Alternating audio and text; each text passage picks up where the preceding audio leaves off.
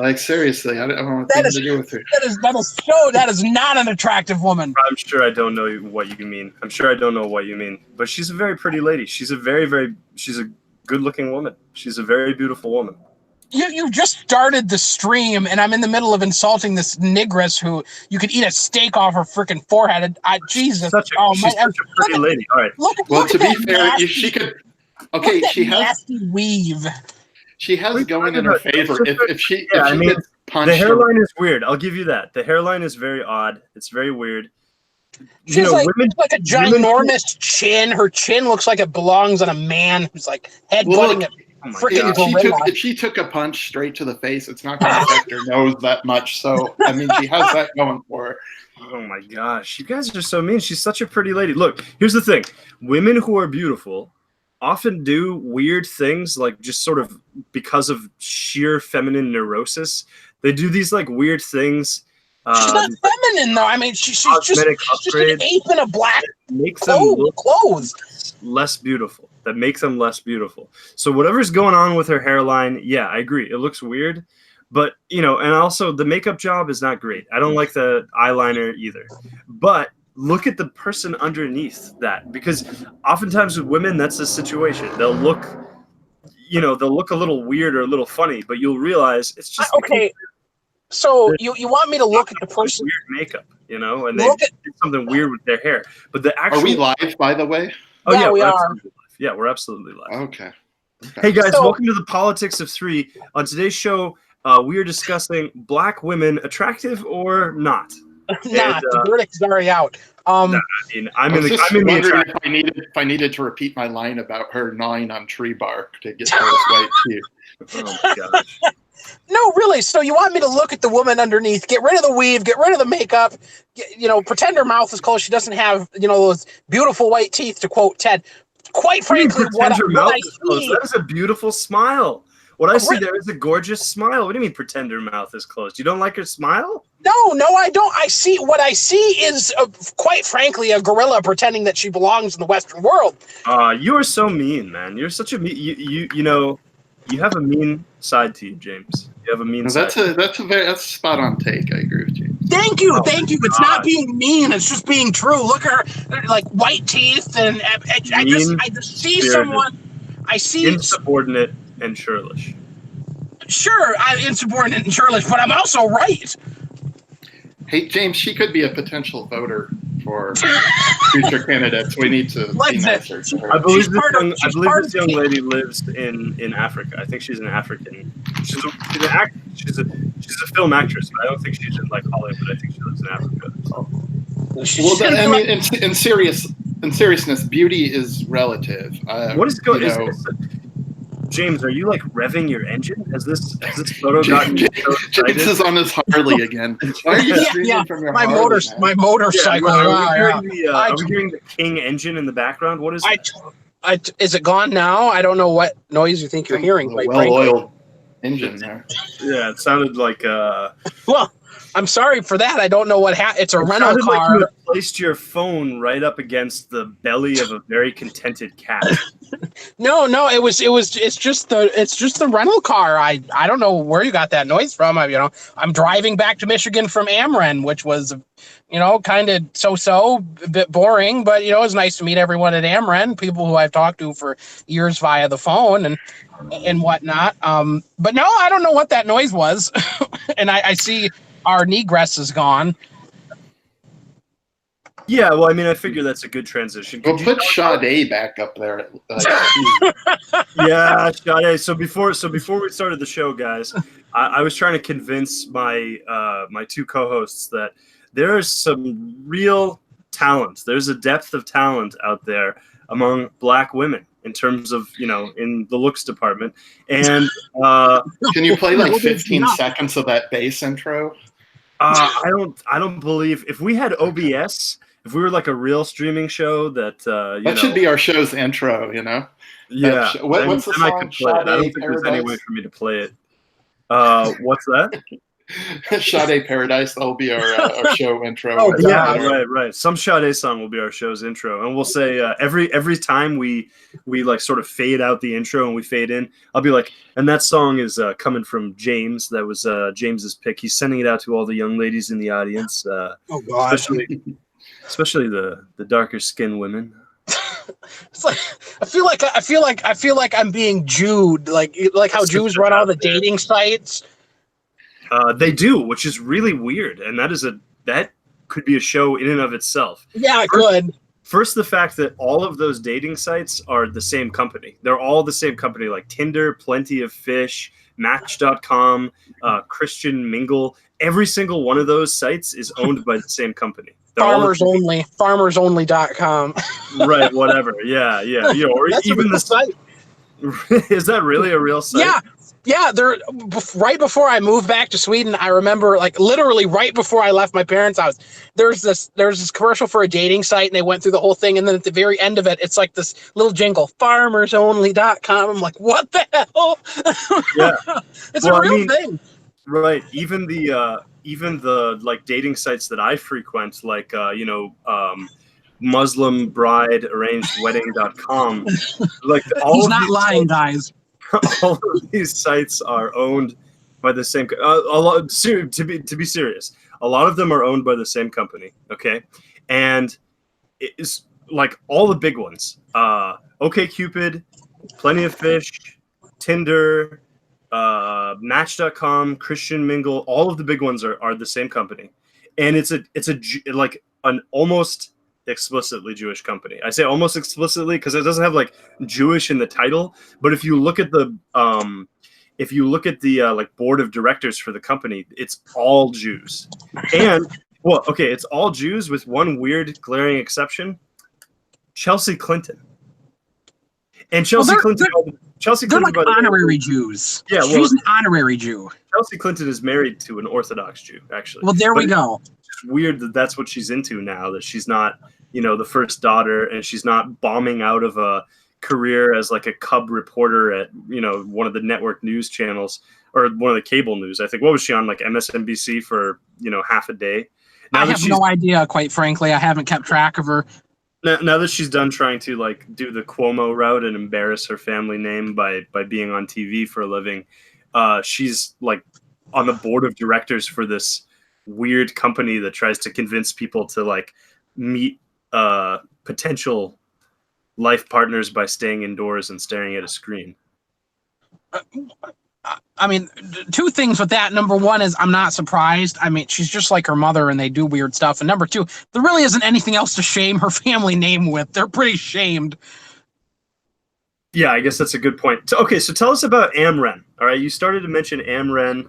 Well, I mean, I don't have a whole lot to say. I mean, the speeches, they were good. Some of them can drag on. It's a very formal event, so it can be a bit slow at times. I found myself a bit bored here or there. I wouldn't say anything bad about AmRen. There were a lot of good things about AmRen. You meet a lot of good people. You network with a lot of people. In my case, a lot of people who I've never met, who I got to finally run into. So all in all, good, but I would say that anyone who wants to go to AmRen should be aware that it can get a bit slow and just a tad bit dull here or there. And actually, TRS, Mike on TDS, like 2 weeks ago had made this same comment, and I kind of brushed it off. I'm like, yeah, whatever. I have a lot of respect for Mike Enoch, but I'm like, yeah, whatever. Mike's a bit hyper. I'm sure he was just bored. But no, he was right. It can be just a tad bit boring here or there. I'm pretty disappointed that I haven't attended one yet. Well, don't worry, Raptor. We'll go next year. Because the thing is, I'm okay with it being slow. It gives you time to kind of, unwind. You can go for walks in the parks and stuff. But I guess you really don't want to do that because there were a lot of armed guards, and oh yeah, everywhere. Park entrance, roof, doors, whatever. So what was the? It's not like the Soviet Union. The armed guards aren't there to like keep you from leaving. Surely. What was the? No, they're there to keep Antifa from beating people to death. Were they there in presence or? Not really, kind of outside the entrance when I got there. They weren't there the whole time that I'm aware of, but I mean, I was there for most of the time, and I was in the building for most of the time because outside was, smoking, and I've never smoked a cigarette in my life, so I wasn't really outside. So have you been to any previous AmRen conferences, or was this your first one? Oh, first one. I haven't been to any other ones. I'll be going every year now for sure. Okay, so it was definitely a fun enough experience that you want to go back. Oh yeah. If not only for the networking, I mean, there are people who now, since I, organize for Scanza and whatnot, it's great to build relationships.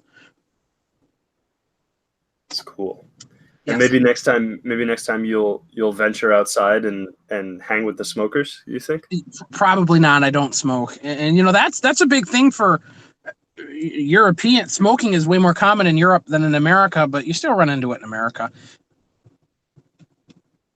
Okay. What else? So I know that obviously the top billed item on today's show is a debate, but I think we have some like house cleaning stuff to talk about before we get into that, right? Yeah, I had a couple white pilled takes I wanted to make, but before I do that, Rapture here wanted to let you guys know about our latest sponsor, some kettle cooked chips. Okay, go ahead, Rapture. Who's sponsoring the show today?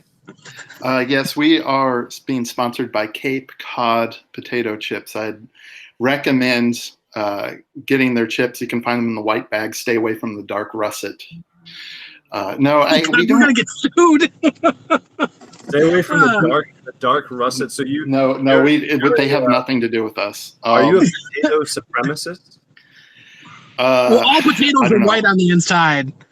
I may be partially Irish, but I don't know. We were just I just downed some chips before the show because I hadn't had anything to eat and I just got home. So yeah, that's why we sidetracked to. Man, you suck, Rapture. You let the gag go for like 20 seconds that we had a sponsorship from. No one's gonna understand if we're Nobody just has talking to about. It's a gag. That's the whole point. It's a gimmick. I'm not gonna allow my name to be associated. People think I'm shilling for Cape Cod potato chips or something. No one's gonna want to hear what I have to say. If I had my druthers, we would have kayfabed that right through the end of the show. And we would have periodically jumped in and said, we wanted to thank our sponsors, Cape Cod Potato Chips. It would be really funny if people thought that we were actually getting money from this company. Yeah, like they're woke or something. We get pulled down and sued. We'd all have lawsuits in our mailboxes from Cape Cod Potato Chips because we associated them with fascism or something. With race realism. Race realism. All right. Well, anyway, that was a ridiculous sidetrack. It was hilarious, not ridiculous. Okay, James, give us your news. Give us your. No, I just had a bit of political house cleaning to do for people that need to be aware. There are a lot of elections this year, and a lot of very important elections for white nationalists, for people on the far right, for identitarians. We have the upcoming election in Denmark, and Stram Kurs, which in English means hard line, which is led by Rasmus Paludan, the anti-Islam author and race realist in Denmark. They look like they're going to enter parliament. We have Wait a second. So is Paladin his real name, or is that like a stage name? It's probably pronounced differently in Danish, which just sounds like drunk people eating mashed potatoes. So I just kind of gave it a really English pronunciation, but yeah, I think that's his actual name is Rasmus Paludan. And you guys should keep track of him. You should look into him. I would recommend going on. Rapture's eating some more chips, I see.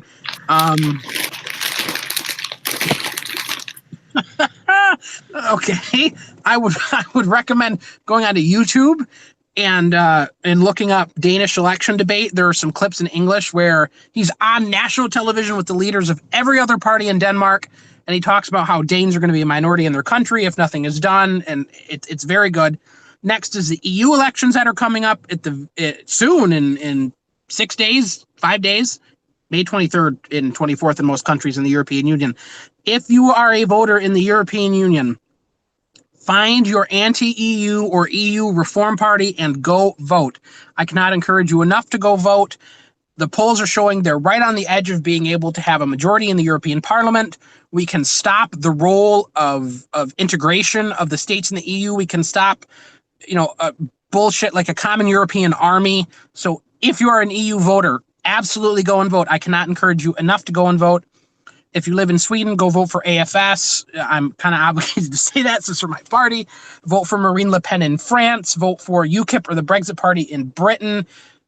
Just absolutely get out and vote. And then a bit of a black pill, unfortunately, in Australia, probably the most pro-white politician in the entire world, Fraser Anning, lost his seat in the Senate from Queensland last night in the Australian election.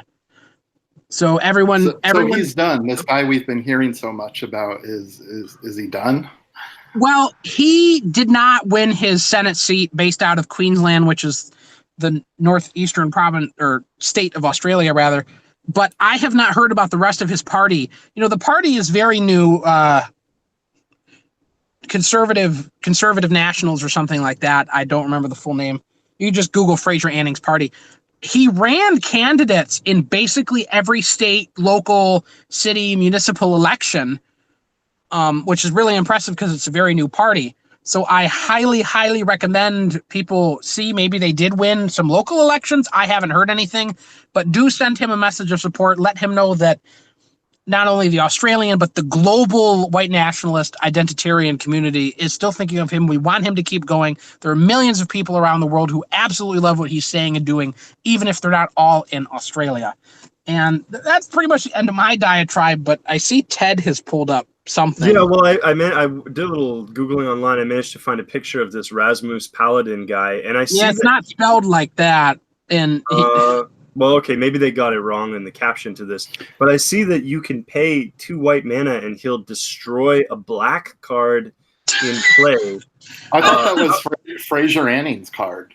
No, how is that playing in Denmark? Is you could call this sort of the ultimate race card? Well, I mean, I can talk about Denmark for a minute, but I don't know anything about playing cards. Unfortunately, I am not the Dungeons and Dragons wizard and warlock master that Ted is. He's quite strong in this area. So unfortunately, I can't comment on magical playing cards. Well, all I'll say is that this Paladin guy seems pretty hard line. If we're talking about all you have to do is tap and you'll destroy a black. I mean, you just hear everyone feverishly tapping their screens right now.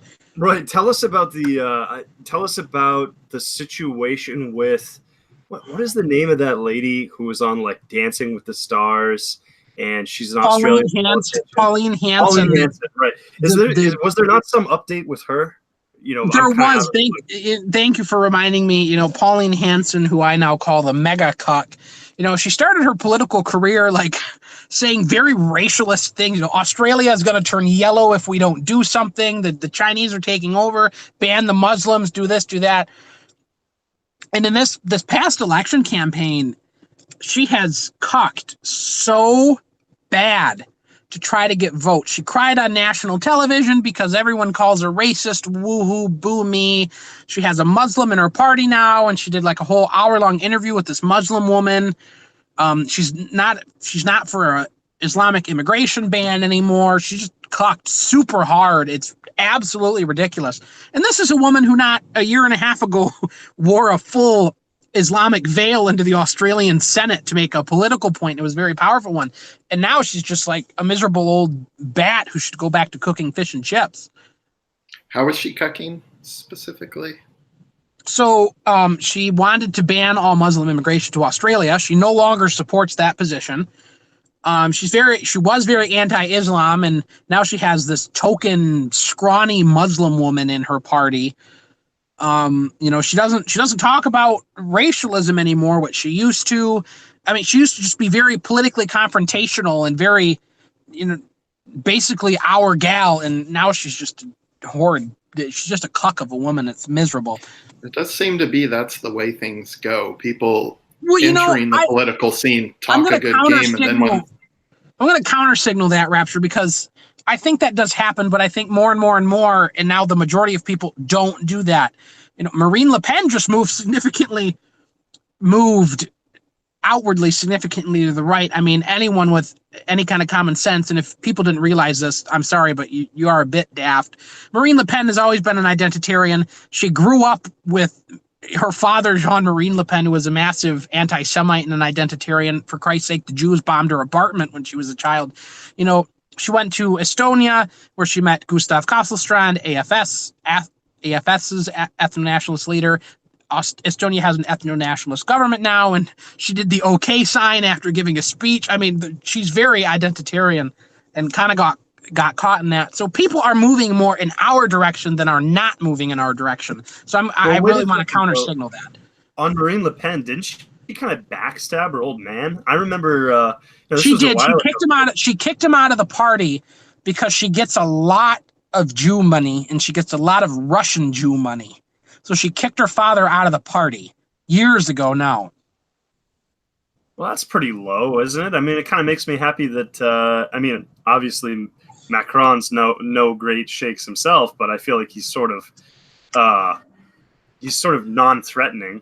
I don't know. I almost feel glad that she lost if she's going to pull a stunt like that on her own father. I mean, that's a person with no loyalty, surely, to treat your own family that way. Man, I really don't want to comment on this, but I'm going to have to comment on this, aren't I? Well, I mean, like, look at it this way. Like, what if Rand Paul, like, when he was running for president, somebody was like, "Wow, your old man's a little weird," and then he was like, "Yeah, I disavow my own father." Like, nobody would vote for him. It's a terrible thing to be rude to your parents, but I don't honestly. I don't care about Rand and Ron Paul. I don't like libertarianism. Lawbertarianism. It's just an example to localize it for the Americans in the audience. Okay, I'm just localizing it. It's just an example. But no, I agree. It was a low thing to do. She kicked her own father out of the party for Jew money, and that's pretty cucky.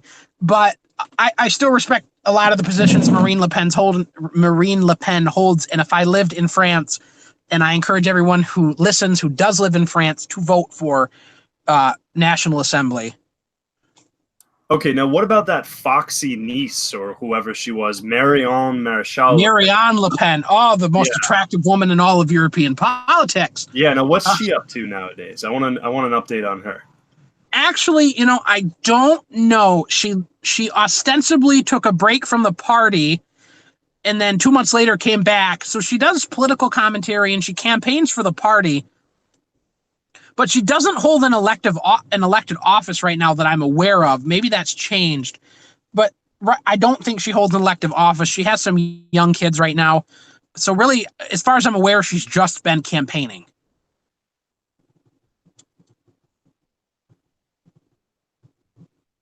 And awkward silence because I don't think people have unmuted their mics. So there we go. It was me. I didn't unmute my mic. Okay, thank you for rubbing it in. Okay, well, I was listening to NPR on the drive home today, and they were talking about some kind of meeting going on in Spain where like a bunch of different right-wing political parties from Europe were having some kind of a get-together, like a conference. So that was more like the official right-wing party. So I mentioned that meeting in Estonia was more like they were mostly more smaller parties who want to enter into politics. This meeting in Spain was National Assembly, so Marine Le Pen's party. It was Vox from Spain. There was a party from Portugal I've never heard of. And then there was Liga Nord, who is the coalition governing partner in Italy with Salvini in charge. And then there was another party. The symbol looked like the Party for Freedom, Geert Wilders' party in the Netherlands, but I don't think it was them. So don't assume it was based on my word. Go look for yourself. But that was just a meeting as they prepare to basically take over the European Union Parliament, which I cannot wait for. I'm so excited for a rollback of the European Union. I hope they manage to do it. So we could change the name of this show to the like James educates Americans about the rest of the world show. Go right ahead. It would be a pretty accurate, probably more accurate title. The French gal I was talking about, The most attractive woman in European politics. up on the screen. I put another image in the chat there, but oh, okay, yeah. So we get more pleasing, but even more pleasing. Okay, cool. So every picture of that woman is pleasing. Every picture is pleasing. So this is the gal we're talking about, and definitely, I mean, you know, yeah, I guess this kind of doesn't do her justice, but a real looker, but also very, very bright. I listened to a debate she did with some old dude. I don't remember what his name was, but he was just some old French political guy, and she like ran circles around him. It was really, really. This was, I don't know. Oh, she's incredibly talented. She'll take over when Marine Le Pen is done. Marianne Le Pen will take over the party, and I think do an incredible job. She's energetic. She's extremely intelligent. She does not have the baggage that her aunt has. Yeah, I like her. I think there's a lot of hope for her. I know she has a young daughter, Olympe, who...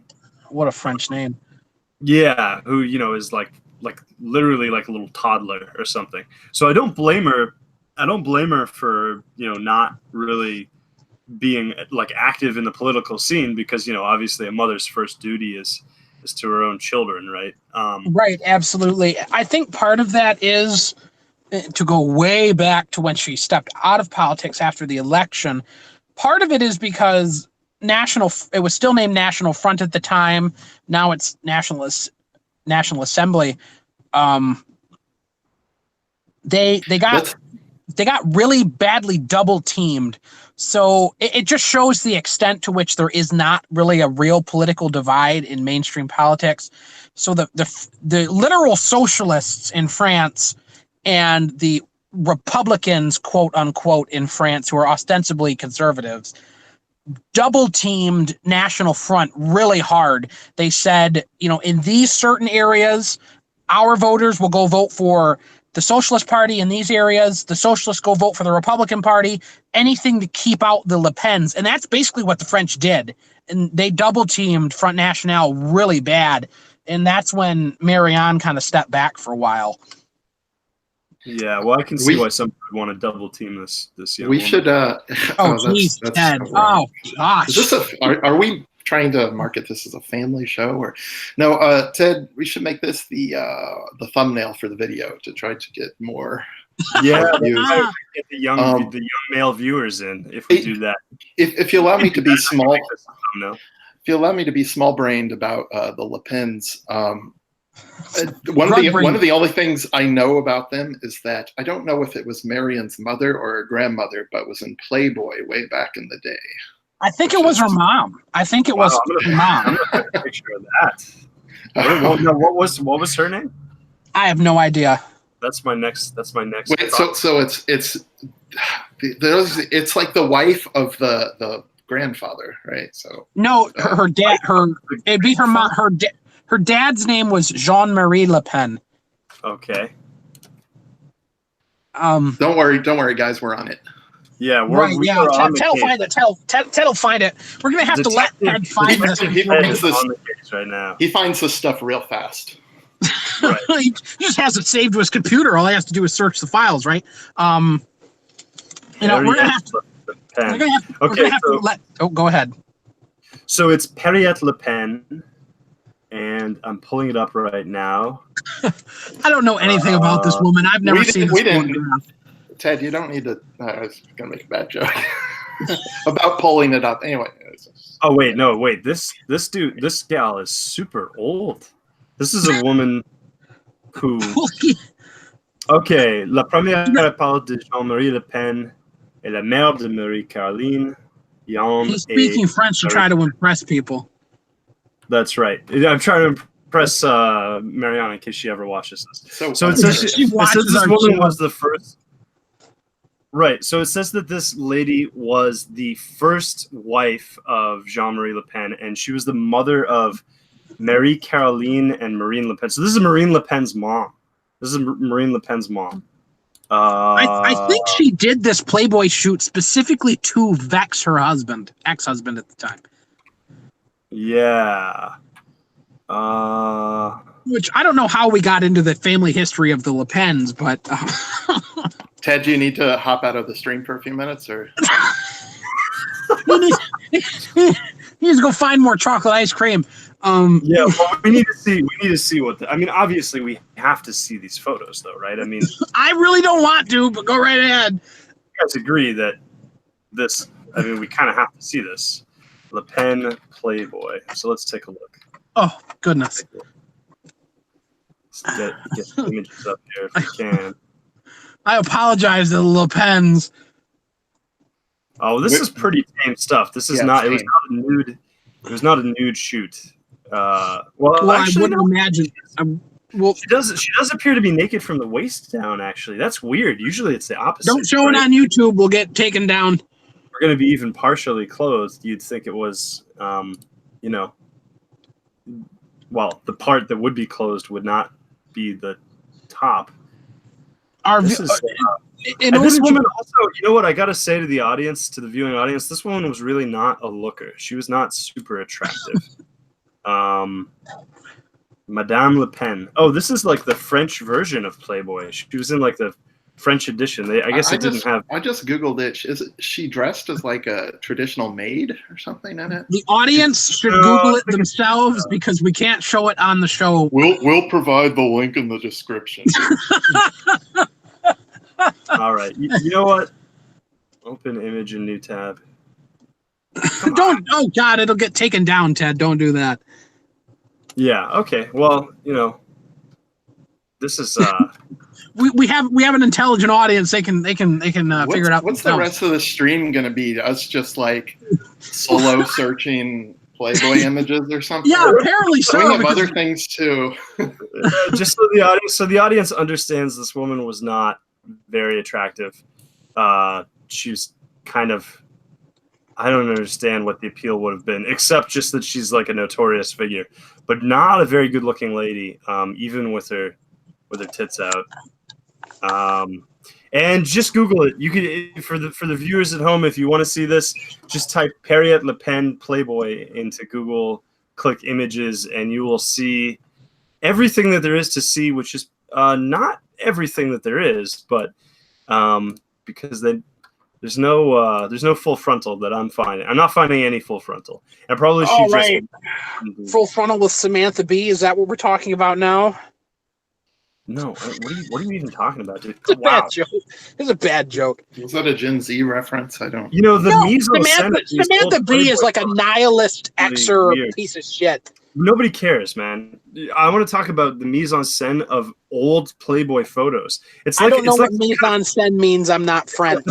The placement of the players on the screen, you know, like where it literally means placement in the scene. But you know, it's like the person who photographed this was some kind of like weird avant-garde sociopath or something, and they're like, yeah, you know, for this, your motive in this photo is you know, your motivation is you were trying to vacuum the floor, but then you tripped on you gouged your foot on a Lego and fell on the couch, and you forgot to wear pants.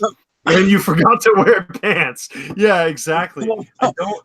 It's a very well, unfortunately, I'm unable to join you in criticizing the art because I'm the least artistic person in the cohort of hosts here. To the modern viewer, it's a very, very odd composition. The composition of these old Playboy photos is very weird to modern eyes. Maybe in the 70s it made sense. Boomers. Okay, so, you know, obviously the main event, the title card for tonight's show is a debate between myself and James about the Trump legacy, the Trump job performance so far. But before we get into that, I did want to just kind of do one more little bit of housekeeping here. I wanted to ask, have you guys seen the new Marvel movies, the Captain America and Endgame, these new Marvel movies that are in theaters right now? No. I don't think it's Captain America, right? You're talking about the one with the... No, you're right. Yeah, sorry. Miss Marvel. Yeah, it's Captain. Too many captains going around. Yeah. I haven't seen that one or the new one the new Avengers. I kind of want to see the new Avengers, and I might end up watching that feminist piece of garbage as a prequel. I'll just wait till somehow I can stream it. Yeah, so over the last week, I saw Captain Marvel and Avengers Endgame, like maybe two Saturdays in a row. I went to see them with my brother, and I was very impressed. The buzz around Captain Marvel is very negative. I think because Brie Larson, the actress who plays the main character, has like made some weird offhand remarks about like just sort of like weirdly insulting comments about people. And it seems like she just generally has like a bad attitude. Like she's kind of she seems to have like some kind of chip on her shoulder or something. An emotional zealot. It could be. I don't know. And then also, I know Andrew Anglin was very fixated on her feet, which he said were infected with, like athlete's foot or something. Thank you. I needed to know that. Yeah. So there's like weird negative buzz around Brie Larson. I will say this. She has like a very limited emotional range as an actress, and maybe that's just what she's bringing to the character. Maybe she's just, maybe that was the direction, right? They said play this character as somebody who is sort of robotic. But if that wasn't the case and it is her fault, then it is sort of a fault I can find in the acting. But all in all, this the Captain Marvel movie? Yes. Captain Marvel. I read, and I hate to interrupt you, but you mentioned she had made some comments about people. It's because they weren't getting the viewership or the demographics they expected to see this movie, and her and a co-star or something made a bunch of like derogatory comments about men, because for some reason the comic book and comic book movie industry still does not understand that the vast majority of people who read the comic books and want to watch these movies are young to middle-aged white males who do not give a crap about some female superhero unless it's like a really traditional female superhero like Wonder Woman or something. Yeah, well, I mean, it is definitely a male-dominated genre, no doubt. I mean, it's like Harlequin romances are media for women, right? It's like this is media that was created for the consumption and enjoyment of women. Well, I think you could say that like superhero anything, but especially superhero comic books, that's really like this is media that was created for the consumption and enjoyment of men. And the comment was something like, well, she was like, we didn't make this. Oh, it was about male critics. I remember what it was. She was like, well, I noticed that a lot of the movie critics are white men. And yeah, she made a comment about white men. Right, exactly. But she was like, a lot of movie critics are still white men or something like that, as if there should be a time when movie critics are not white men, which is just weird. We're the people who pay her salary. Yeah, exactly. Right. Yeah. So there was negative buzz, I think, sort of by her own doing, because she's out there. Well, she's a stuck-up bitch, and she's a stuck-up Jew bitch. Jeez, jeez. You are such a harsh, mean What guy. do you really think, James? What do you really think? Well, hey, if she's going to insult white men who are the people who make her money, I'm going to insult her back, and I'm pretty sure she actually is Jewish. I might have been wrong there, but if she's not Jewish, she's an honorary Jew. But I think she actually is Jewish, stuck-up Jew. So, okay, Ted, you're an aficionado on this subject. You have ties I won't get into, but the Marvel history, and I only know this because I know that all the Avengers movies and whatnot were pushing toward this this confrontation with Thanos, and so I did some research or whatever. I went to I go to this guy, Comics Explained, and he kind of lays it all out, like what the actual Infinity Gauntlet story is and whatnot. And the hero in this story is not supposed to be Captain Marvel, this female Captain Marvel. It's supposed to be a guy named Adam Warlock. So right there they're changing the entire hero of the story around to put a woman in where a man was.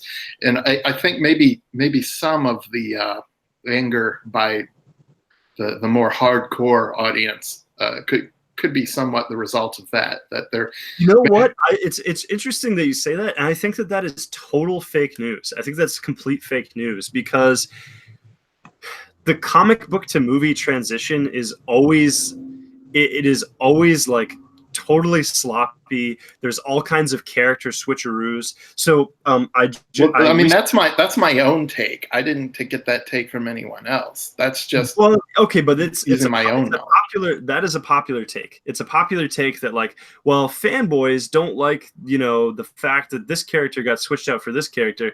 As a fanboy, I could say it's true that it does kind of bother me because I'm like, well, why? Why would you do that? It was the source material was good, and you've made what is essentially a Ted, you're very easygoing. You're very easygoing, though, compared to a lot of people. At least how you present. Yeah, but here's the thing. Okay, but here's the thing. All right, so I watched the second Deadpool movie with my brother. I found that movie to be really funny. Yeah, we didn't watch it in theaters. We actually watched it just at home, at my home theater. It's just a garage, guys. Okay, so there's these comic books that I love that I've read since when I was a kid called X-Force, right? X-Force. Okay, well, what is X-Force? What is X-Force composed of? Well, it's this like team of like more hardcore, kind of more 90s, more edgy, more gritty superheroes who are kind of like the X-Men, but they're like a grittier, edgier version of that. And then the leader of this team is this guy called Cable, right? Well, in the second Deadpool movie, Cable's in it, but X-Force is led by Deadpool. And in the comics, Deadpool is kind of he's like a bad guy almost for X-Force. He's not a villain, but he's sort of like an anti-hero that is in the he's in the roster. Yeah, he's in the roster of characters, but he's not the leader of the team. So they just like totally switched it up. They're like, okay, now the team, instead of being led by Cable, is going to be led by Deadpool because we're Hollywood. We don't care about being, faithful to the source material. We just want to make a movie, and we're just going to do what's convenient for the story. Wait, you're telling me the people who run Hollywood don't care about facts and the truth? Well, okay. A, the answer to that question is yes. B, in this instance, you can't really call it facts and the truth. I'm just making a point about the tribe. Okay, sure.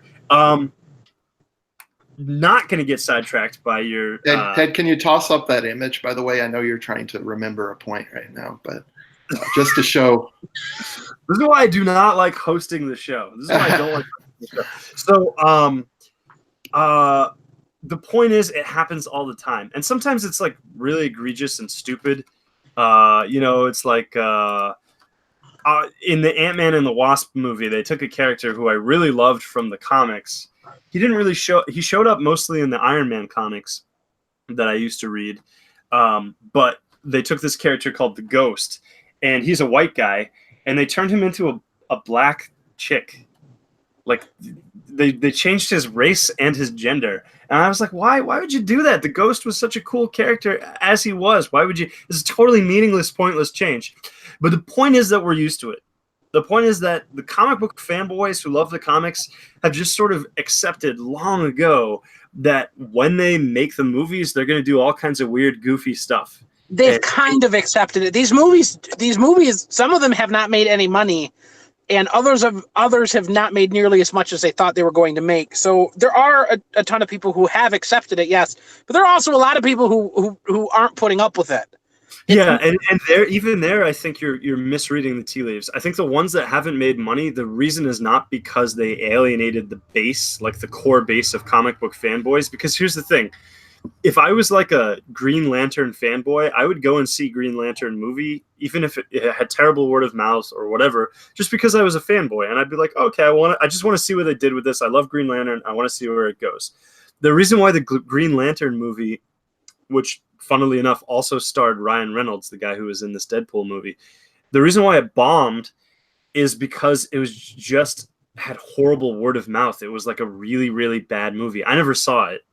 And I would have seen it if people had said, hey, I saw this Green Lantern movie and it was fantastic. I loved it. But everybody who saw it said, wow, I want to sue the theater to get my, get 2 hours of my life back because That movie was That's awful. rough. Yeah, I mean, well, so I don't think it. And here's the other thing too. The comic book fanboy base comprises a tiny, tiny fraction of the viewing audience. There are millions of people going out there and watching these Marvel movies. They're making, the like Avengers, the new Avengers movie had like a 1 billion plus open. And there are hundreds of thousands of people who are buying comics. I mean, it's just it's a couple orders of magnitude. I can agree with you on that. I can agree with you that, I mean, the amount of people upset at the dispossession of Adam Warlock by Captain Marvel isn't going to drastically affect the numbers. So that's not what I'm saying. I'm just saying, like, if you read articles by fanboys who are upset, it might kind of explain it. I mean, it's just an SJW push in a way. Well, it is, but I think the real thing is it's the same SJWs who are pushing this are more afraid. Like, they've built up this sort of phantom menace, you might say, of fanboys What a terrible movie. who are upset about the fact that they changed. Like they subbed out Adam Warlock's character for Carol Danvers' character. Like, here's how it works. Somebody out there says this is a victory for empowered women, right? They read something into it, and then they say this is going to be so great when it pisses off all those misogynist fanboys who only like male superheroes. Which, just plot twist, that doesn't exist. There's no such thing. There's nobody out there reading comics who's like, man, I love comics, but I there's just one problem. Like, there's too many women. I just want a guy. I just want to see men in tight uniforms wrestling with each other, really like grappling, getting their hands on one another. While listening to Ted get worked up. Yeah, I mean, like, there's not like some like weird cadre of homosexual comic book enthusiasts who just hate seeing women on the pages of comic books. It doesn't exist, okay? But these like goofy SJWs who try to turn everything into some kind of political message, they create both the political message, but then they also create the fake backlash against it. They're like, and all those misogynist fanboys, they're gonna hate this. And then they go out there like rubbing it in your face, being like, "Hey, you dumb fanboy, don't you hate this?" And the fanboy says, "No, but I hate you. I wish you'd leave me alone." So it's they turn around and they say, "See, told you. See how pissed off they are. See how mad they are." And I think that's what Brie Larson was doing. She was looking for the conflict. So go ahead, it's like I just need something to compare it to for myself and the audience.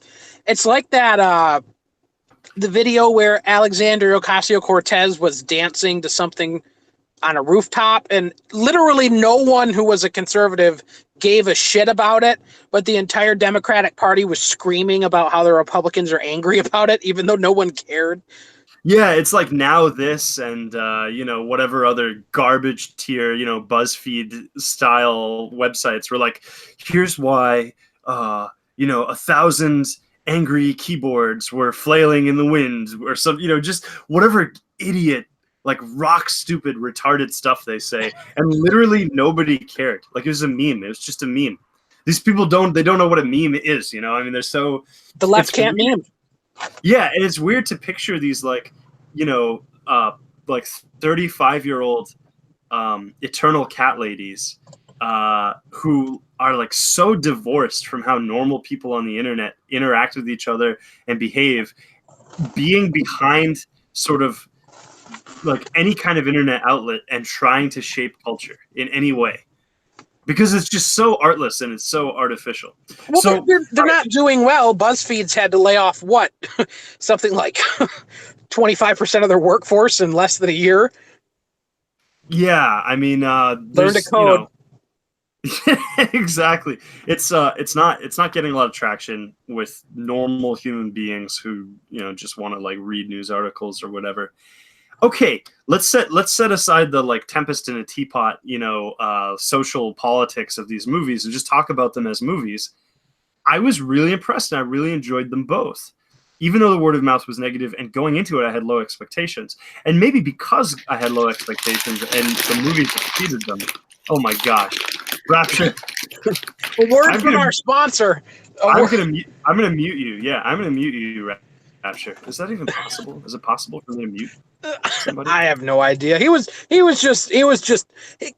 that noise was Rapture's social commentary on the state of Hollywood, and it was very accurate. It was the smartest take of the whole show so far.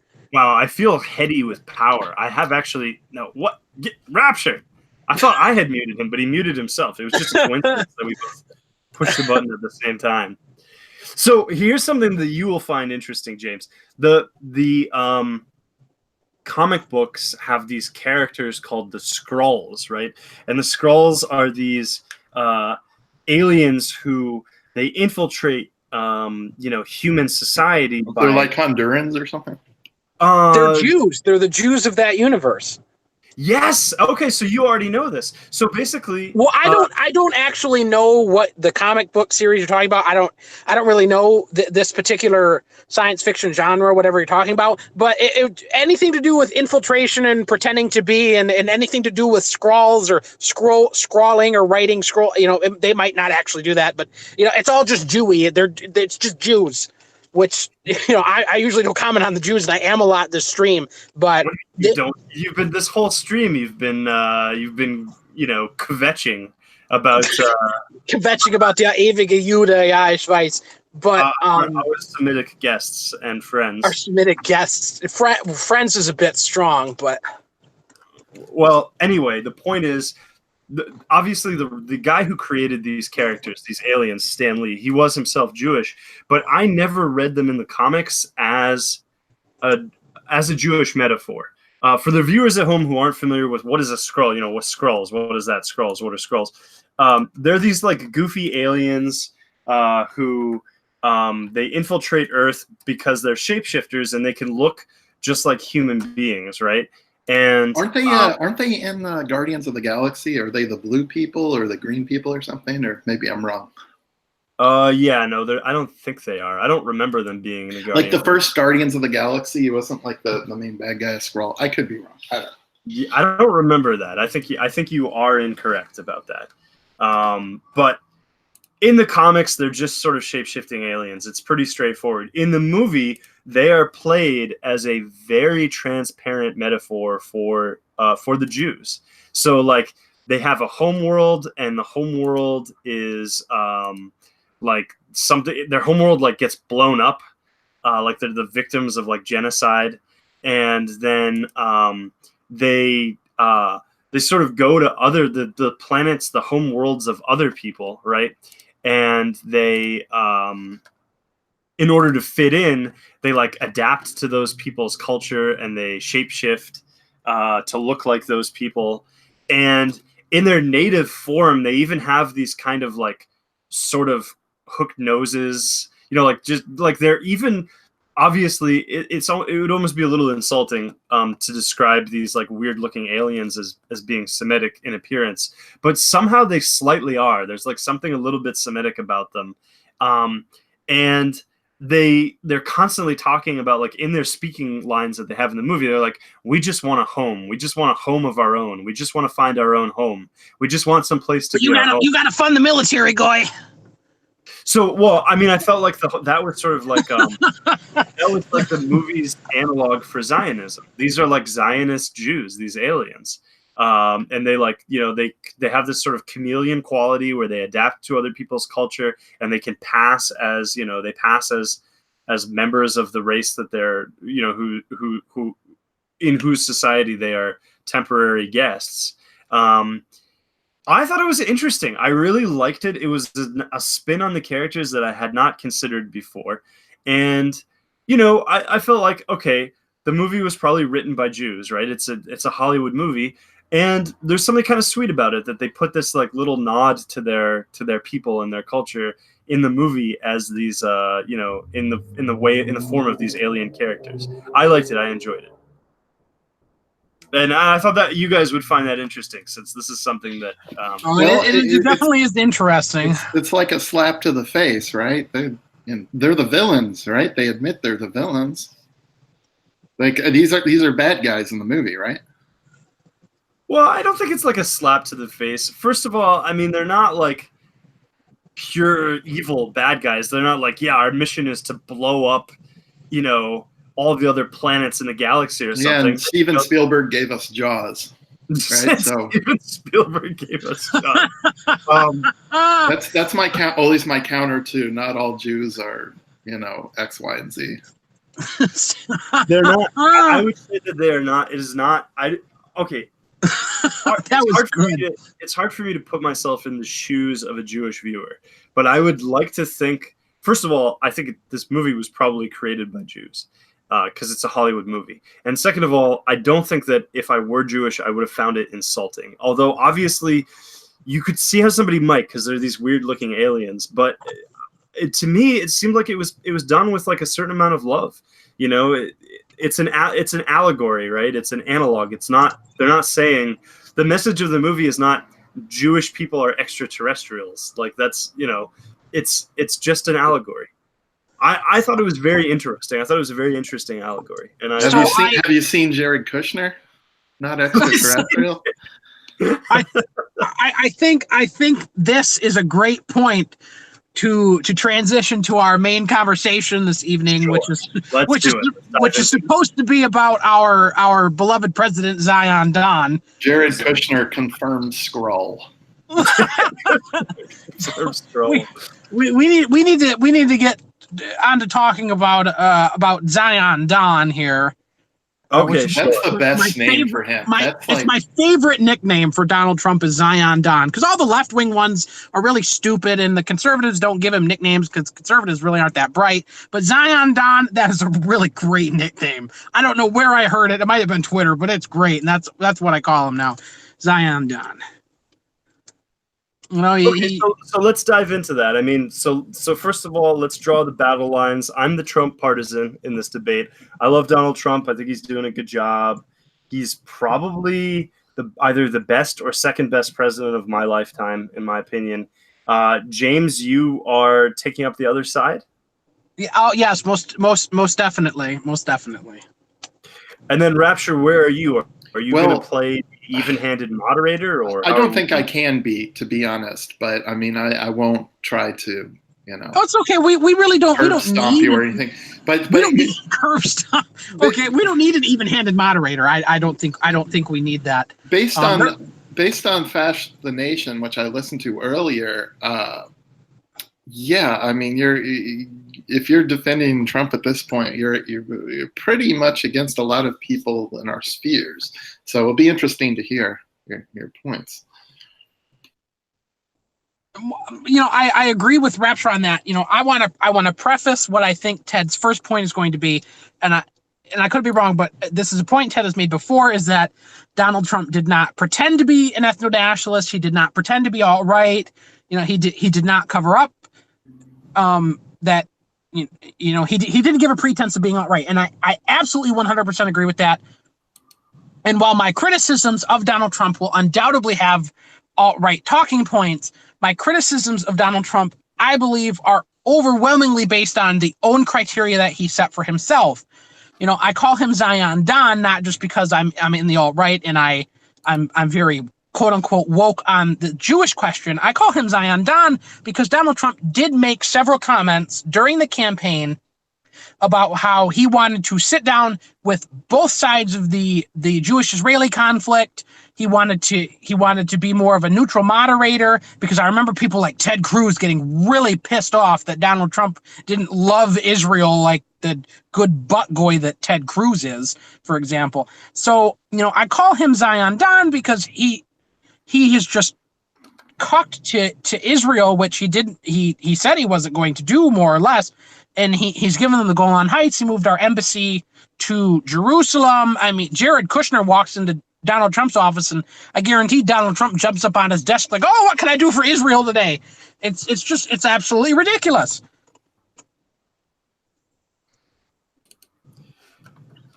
Please, Ted, give me your input. Okay, so is the crux of your criticism of Trump that he's a very pro-Israel president? Because that's what I've heard from you. That's not my only criticism of Donald Trump. It's just the one I've decided to start with because it is a very big one. Okay, well, I guess I would start by framing the debate this way. All politics is always comparative, right? It's always relative. When you talk about a president of the United States, for example, the context in which you're judging that person is not against Jesus Christ or angels in heaven or the greatest, heroes who ever lived. No, I'm judging him against his own word.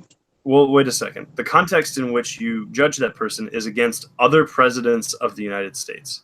So, would you say that Trump's posture towards Israel? So, this is a two-parter. The first part is I want to know if you think that Trump's posture towards Israel is egregious in that context, egregious in the context of other U.S. presidents. Yes, I do. It is. Okay, if so, I'd like you to qualify that comparison. And then my second question is, why is this important? Why is this a big deal? Because it seems kind of minor to me. You're talking about, that he's pandering to one specific country that, Why is it a big deal? He just teed it up for you, James. Right. Yeah, I mean the question absolutely seriously. When I vote for president, the last thing that when I vote for a president, the last question I ask is, well, how well is this guy going to get along with Israel? My first questions, I do have foreign policy questions, but they're more like, how well is this guy going to get along with Russia? I care more about how a president approaches big and important countries than I do how they approach small and inconsequential countries. So number one is Trump is very, very pro-Israel. I think he's more pro-Israel than the last 3 or 4 presidents. Definitely more pro-Israel than Barack Obama by far, and definitely more pro-Israel than not H.W. Bush. Donald Trump is ceding. I mean, they already controlled the Golan Heights, but he's recognizing their control over territory that no other country does. He's handing them a ton of money. He's recognizing Jerusalem as their capital. And the reason I think this is important and this plays into American politics is because it shows that Donald Trump was manipulated by the Israeli lobby of the United States. They have an incredible amount of power over American foreign and domestic policy. Our foreign policy is run by what you called a small, inconsequential nation. Israel may be small, but to American politics, it is not inconsequential. They run AIPAC, which is on both sides of the lobby. They run the ADL. They run the SPLC. These are all institutions that have an incredible weight on our government. And not to mention the people in his own administration, Jared Kushner, his daughter Ivanka, who are Jewish, who are getting everything the state of Israel could possibly want. And none of this benefits the United States in any way, shape, or form. We are giving them money. We are giving them more power. And we are proving that our government, which Donald Trump claimed under him would be more neutral on the issue, is absolutely not neutral on this issue. He was very good on it when he started his presidency, and the Jewish power, the Israeli lobby, got a hold of him, and they are able to manipulate him. They defanged Donald Trump. Well, also, the main thing for me is how this would affect us is Israel's twisting our arm to try to get us to go to war with Iran. Well, I didn't even venture into the Iran thing. You're absolutely correct, Raptor. It is Israel whose interests are played into by U.S. posturing against Iran. Absolutely. I could not agree with you more. Okay, so I agree with everything that you just said. I'm very uncomfortable with our relationship with Israel, and I'm much more uncomfortable with our relationship with Iran, and I can see a link. I can see a causal link. My hope when Trump was elected was that he would pursue some kind of rapprochement with Iran, because I think Iran could be a very good ally to the United States if we approach them correctly, in the correct way. And it is dismaying to me that has not happened. However, I don't see, what I don't understand is the qualification of Trump as being much worse in this regard than previous presidents we've had. We've been giving Israel billions of dollars a year for as long as I've been alive. For as long as I've been alive, that's been our policy. And we've had a terrible. And we were still giving them billions of dollars a year. You know what, James? I listened to everything you had to say. Let me just express myself on this point. When our relationship with Iran has been terrible for as long as I've been alive. When I was a very, very small child, the United States Navy shot an Iranian passenger airline out of the sky. We blew up one of their passenger planes with a missile that we launched from a ship, and killed over 200 people. This was when I was a tiny little tyke. So for all of my life, we've had this very, very adversarial and contentious. Why are we upset with them? What's that? Well, that kind of ventures into a whole. If we want to, I think why the U.S. is at odds with Iran could be a whole episode on its own.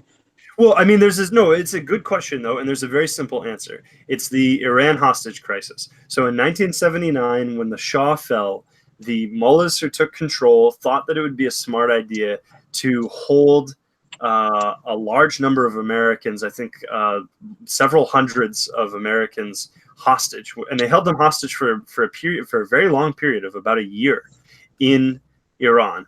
And they released them when Reagan was inaugurated. And I think that there was a pretty clear link there, because Reagan had been running on a very, very hard line in regards to this issue, that basically if they weren't going to release the hostages, it would mean war. Carter had taken a much more conciliatory approach. So when Carter left and Reagan came in, they let the hostages go, but we stayed on basically a war footing against Iran. The incident with the shooting down of the passenger airplane, which occurred in 1988, happened when Iranian naval ships approached U.S. naval ships in the Persian Gulf. And I think the Iranian ships actually fired on the U.S. ships. Now, at the same time, just as it happened, this passenger plane was flying overhead. They were flying over the scene of this. And the Navy ship that made the decision to shoot down the passenger plane said, look, we were in this weird situation where we were being fired on by naval ships, and then there's a plane that flies over us. We thought that the plane was part of the Iranian Air Force. We didn't think that it was a passenger plane, but it was still a pretty crazy thing. I mean, imagine if the Iranians shot down a U.S. passenger plane and killed 200 Americans. How would we react? I mean, I'm not saying that I am not trying to condemn the people who are in that situation. That is not my point. My point is, our relationship with Iran has been horrible for as long as I have been alive. And our relationship with Israel has been really sleazy and, kind of like weird, weirdly usurious for as long as I have been alive. Well, do you have more to, I don't want to interrupt your. Yeah. So then, to cap that off, why is this Trump's fault? Now, I'm going to answer the question real briefly. In a sense, it is Trump's fault for continuing the trend. You can't exculpate Trump by saying, well, look, people have always done that, so it isn't his fault that he's doing that. But when I say why is it his fault, what I mean is, why is it his especial fault? Why is this something that's especially bad about Trump when he's just continuing what every president that I've ever known for my lifetime has done?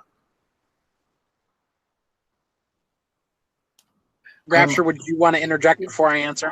Well, yeah, a couple of things. One is that I'm always hearing, and of course, who knows who I'm hearing this from, because it's just people online, but people say that the Iranian government, or I don't know, I assume it's pretty religiously influenced, that it does not represent the common will of the people there. That was one thing. The other thing I wanted to say was that what was it? I'm gonna have to come back because I just thought. So to answer your question, Ted, about why do I find this to be particularly egregious? It's really a question I've already answered. Donald Trump came into the election and caught flack for saying that he was going to be more neutral on this issue. He said it more than once. I did not in a million years expect for Donald Trump to stop giving Israel money. I didn't expect him to be like, well, we're totally equal with Israel Palestine now, no alliance, nothing. We're an objective observer. I did not expect that.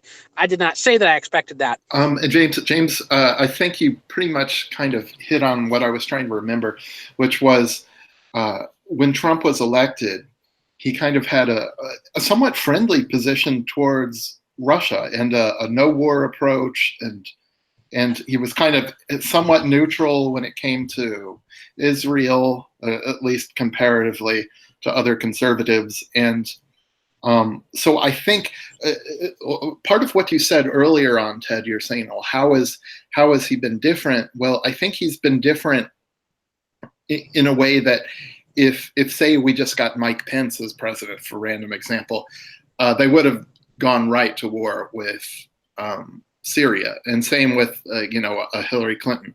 But because Trump was at that point around 2016, 2017, still kind of his own man and defiant of the priorities, we were able to avoid a conflict with Syria for a couple of years. Russia stepped in.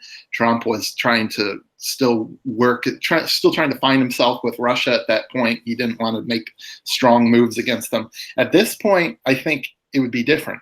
But he bought us a couple of years to avoid a war with Syria and Iran, and now he's coming full circle. He's joining Rapture, You basically kind of rounded my point off for me, which was he came into it far more stating outright that he was going to be far more neutral than previous presidents, and now he has the United States ostensibly on a war footing for Israel.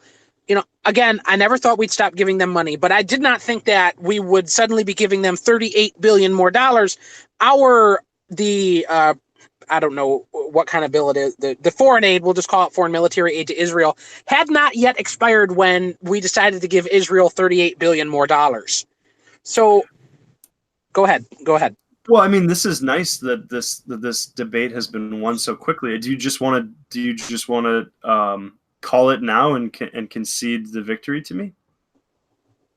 Because I think the point is that he's gone back on his position. You've just come around to exactly what my position was from the beginning, which is that the problems that you guys have with Trump are not that as he stacks up to other presidents, he is much worse. The problem that you're having with Trump is that he is not living up to your wildest hopes.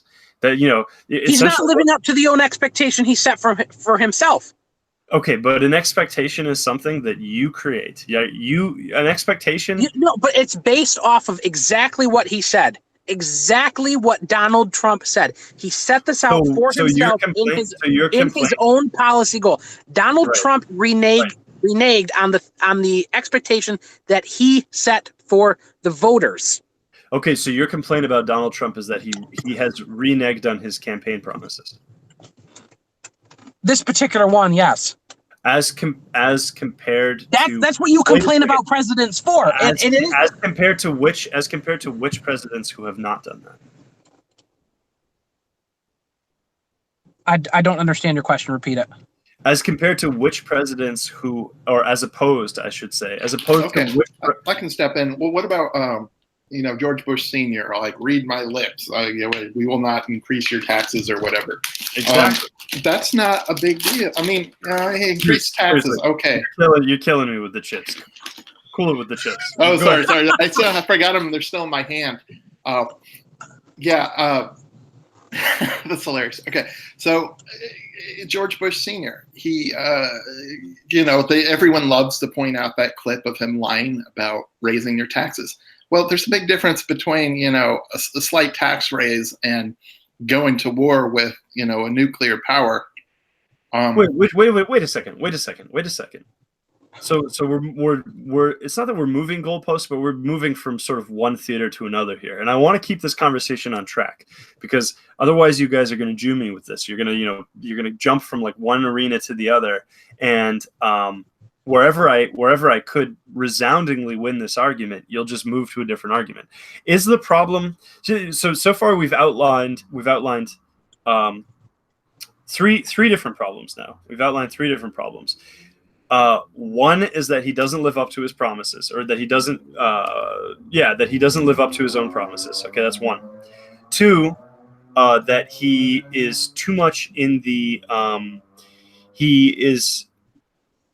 too much in thrall to the interests of Israel. Okay, it's a foreign policy problem.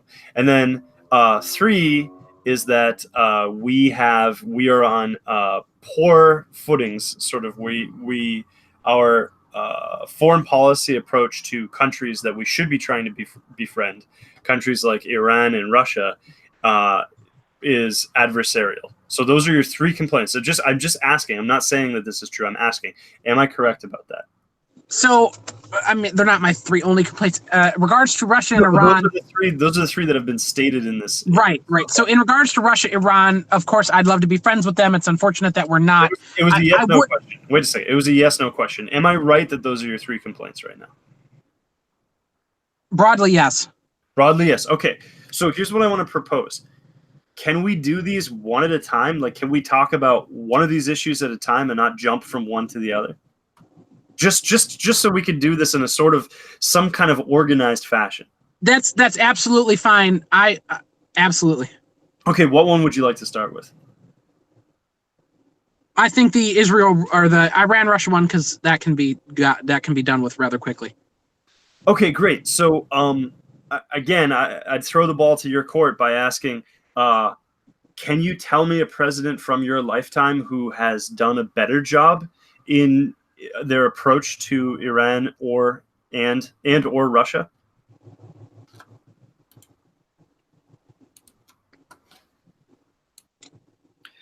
Obama with Iran, and I would think Obama with Russia.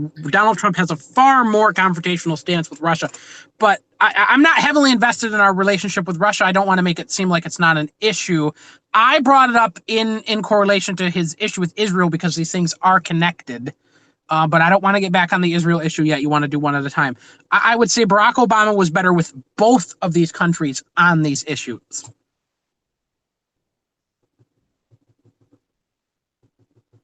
Ted, your mic might be muted. Yeah, I was muted. So, can you qualify that? So Obama was better. Like how? Can you just like give examples? Well, I provided a link if you want to look at one. This is from Trump's Twitter today. Sure, absolutely. With Iran, we signed, and I understand that some conservatives, some Republicans, people have an issue with the Iran nuclear deal. But we signed the nuclear deal with Iran. We were on a much better diplomatic footing with Iran. We were doing business with each other. Both countries were making money. Everyone was more or less seemingly happy. I know there are objective takes on, or more subjective takes on Iran, but it is objectively verifiable that both countries were doing money and our dialogue was much more peaceable under Barack Obama. In regards to Russia, until the incident with Ukraine, it was basically the same thing. We were doing more business with Russia. Travel was more open with Russia. We weren't, sending aircraft carriers into the Black Sea and then having them buzzed by Russian jets. So I measurably with Barack Obama, on both of these issues, our countries were getting along much, much better. Okay, I have an answer to this, but I don't want to give it to you yet because I think that it ties in really well with your next complaint, which is that Trump is too much in thrall to Israel. So let's jump to that now, and then I will give my answer to this as part of my response to that. But my first question to you on Israel is, okay, you've given me a very, very good answer, right? You've given me a very, very good answer, and your answer is this. Trump's approach to Iran and Russia is much more hardline and much less constructive than Obama's approaches to Iran and Russia were. And I agree with that. So I'm going to give you this. I'm going to put a point on your board. Let's talk about Israel. Do you think that the same thing is true with Israel, that there have been presidents who have been less in the grip of the influence of Israel's Washington lobbying machine? Again, I want to jump back to Barack Obama, and this is a very hard one to quantify, and this is an extremely good question, Ted. I think every American president since at least post World War II has been enthralled to the Israeli lobby in one way or another.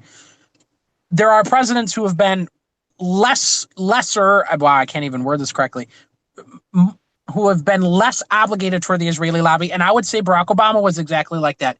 He openly refused to move our embassy to Jerusalem. I forget what Barack Obama did that pissed off the Israelis, but whatever he did, I think it was rescinding a military tech deal that it made the Israelis so angry that Bibi Netanyahu went to Congress and spoke to Congress around Barack Obama's back. So those are just two examples of how Barack Obama was more, I don't want to say confrontational because that's not how the United States has ever been towards Israel, but less like a pet dog to Israel than Donald Trump has been. Okay, and here's where I'm going to tie them together, because I agree with you that Obama's relationship with Bibi Netanyahu was not very, very good. I know that, supposedly they didn't get along personally. Bibi Netanyahu is sort of a right-wing political leader within the Israeli context. He's certainly a nationalist.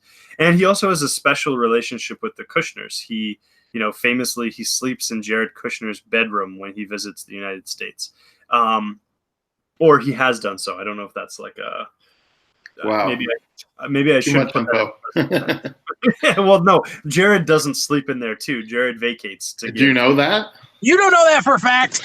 Well, and see, you have to source your claims. Yeah. So okay, I can do that. The source of that is a book. I think it's called The Kushner Empire, and I haven't read the book, but I've read analysis of the book that was done by Andrew Anglin on the Daily Stormer. He did like a 5-part, maybe 6-part series. Ted, you're so extreme. That's too extreme for this channel. That's right. It's too extreme. I mean,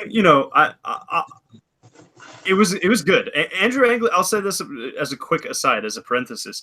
Obviously, the Daily Stormer is sort of a lunatic website. Officially it is a like neo-Nazi website. Like not even, BuzzFeed called this website neo-Nazi. No, they call themselves like a Nazi Disavow. website. Right, exactly. Hard disavowal from me. I'm disavowing you. Oh, you're disavowing me. Oh, okay. All right, fine. Well, I don't care. I mean, this is just go to dailystormer.name and look at what they say on their own site. But I will say this. Andrew Anglin is a very sympathetic figure to me. I find him very interesting and likable, and he is an excellent writer. And sure, I mean, it's crazy. It's like sort of cartoonishly nutty to call yourself a Nazi in the year of our Lord 2019. But don't let that stop you from like going and checking out this guy's writing, because there is something to this guy. He's a very interesting, very intelligent guy. He's a provocateur, I think, first and foremost. And so, you have to take what he says with a grain of, the things that he says with a grain of salt, because they're, like I said, they're sort of cartoonishly extreme. But he's a very interesting, very smart guy. And he wrote a sort of like out of character, like a character breaking preface of this book called I think it was called The Kushner Empire, but I forget. It could be wrong. Check it out for yourself. Google it yourself. But the book was the source of the claim that Bibi Netanyahu slept in Jared Kushner's bedroom when he visited the United States. So clearly, Bibi has a very he has a much cozier relationship with Trump than Obama did.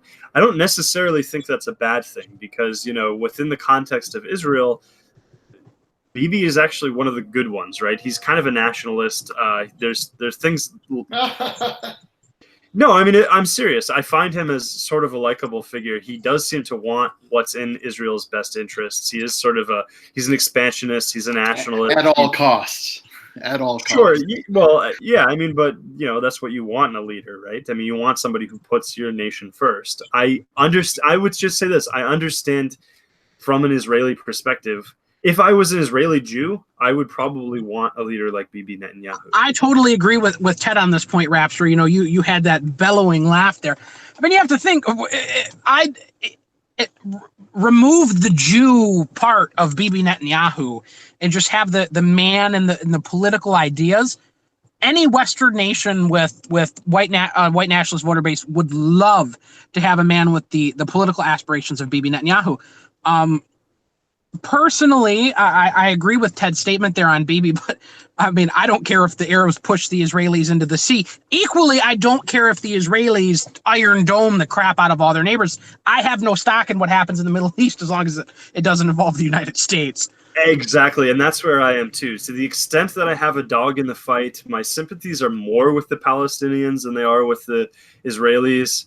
If I had to see, if I lived in a world where there were only one of two outcomes, all the Palestinians get genocided by the Israelis and it becomes a pure Jewish ethno-state, and even purer, I should say, Jewish ethno-state, or the Palestinians get their land back by pushing the Jews into the sea, I would prefer the latter, but only marginally, because I really don't care. I'm slightly. I wouldn't personally. I wouldn't pick one or the other. I absolutely. America removed from the context. I do not give a damn what happens in that desert hellscape. Well, I'm very fond of Arabs. I get along really well with Arabs. I like Arabs a lot. Many Palestinians are Christians. Cue the Sade. Cue the Sade. Many Palestinians are Christians. The Jews are not. I mean, the Jews are decidedly. Judaism, in my opinion, is a explicitly anti-Christian movement. I don't. There's nothing intrinsic to being a Palestinian that makes you anti-Christian. But if you're a worshiping Jew, if you're a practicing Jew, then you follow a set of religious beliefs which is explicitly anti-Christian, which explicitly rejects the divinity of Christ, which I think is fundamentally that's an evil thing to do. There are a lot of Palestinians who are Muslims, of course, the majority of them are, but there is a significant Christian minority. So for that reason, yes, I'm much more sympathetic to the Palestinians than I am to the Jews. But I was only saying that that's almost parenthetical. The fact of the matter is, I have very little concern for how the control of that territory pans out, because I've never even been there. It's not real estate that I'm keenly interested in. I'm interested in beautiful New England. I'm interested in these lovely United States and our immediate neighbors. Well, see, this goes against both of what you guys say, because a person like Netanyahu, first of all, he came into power when I was a freshman in high school, but I'm almost 40. So he's been exercising power for a long time. The other thing is, the main thing is, he's perfectly okay with doing things I don't think either of you would be okay with, which is subverting foreign governments by having moles and like people pretending to be of foreign peoples and then trying to ruin those countries and hollow them out from the inside. That's Rapture, pure evil. Go ahead. I totally agree that's pure evil. But Ted and I both added the caveat that with the United States removed from the context, we don't give a damn. The United States is involved in this dialectic right now, which is why we're having this dialogue about it. So I totally agree that the Israelis are involved in controlling American foreign policy. America is basically a vassal state of Israel on one level or another. But our point was, if there was no American involvement in the context, none of us should give a damn what happens in a desert halfway around the world. Unfortunately, that isn't the actual context, and that is why we're having the conversation that we're having. I think that Rapture's point was more to address what I had said, and you had sort of backed up about Bibi being one of sort of, as Israeli leaders go, he's not that bad. Or if I was an Israeli Jew, I would want to have a leader like Bibi Netanyahu.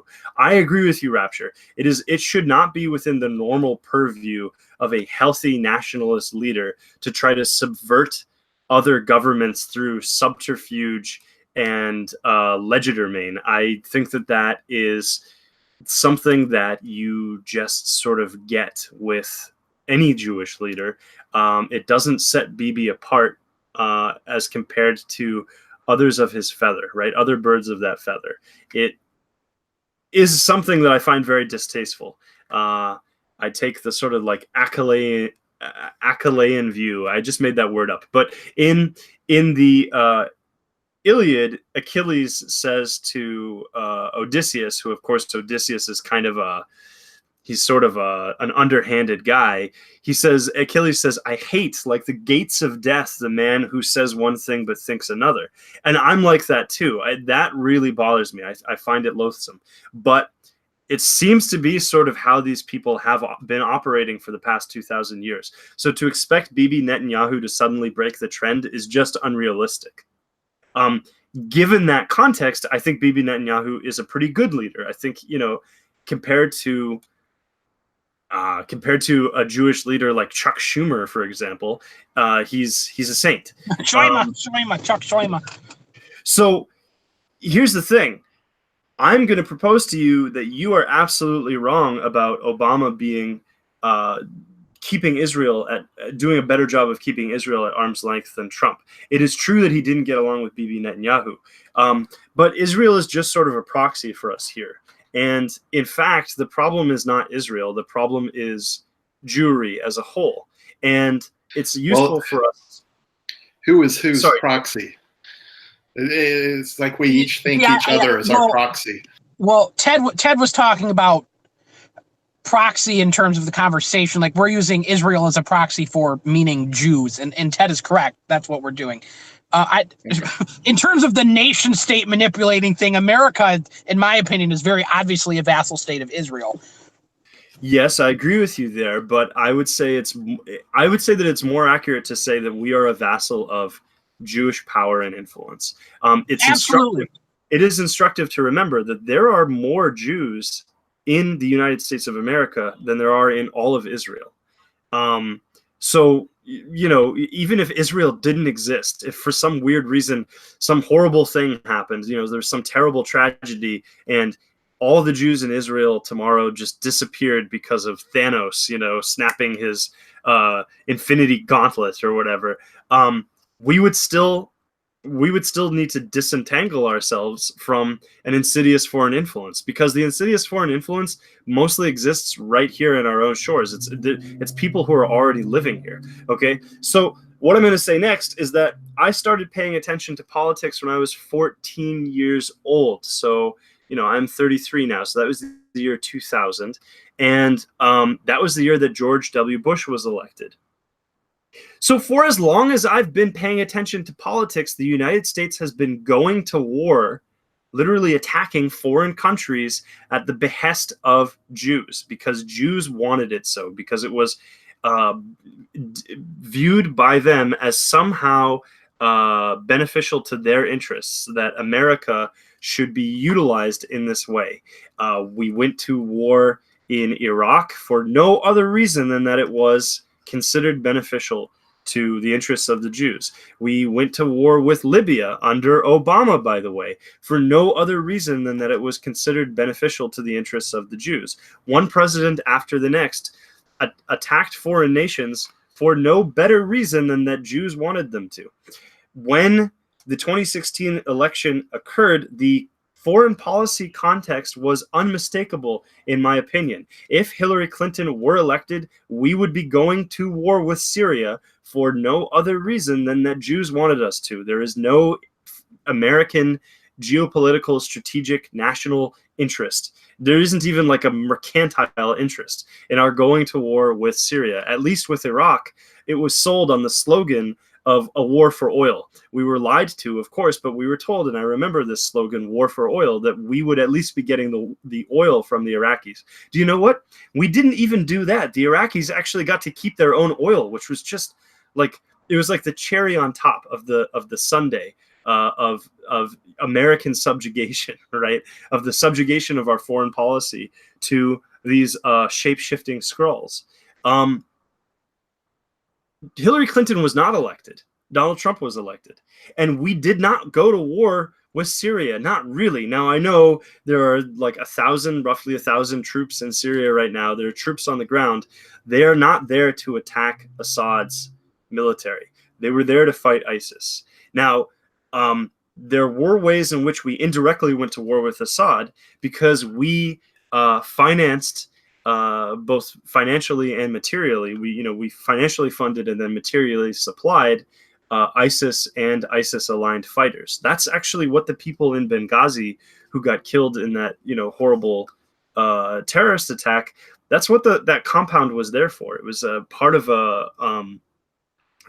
a funnel, a weapons funnel that was sending weapons to terrorists, Syrian Islamic terrorists who were fighting Assad.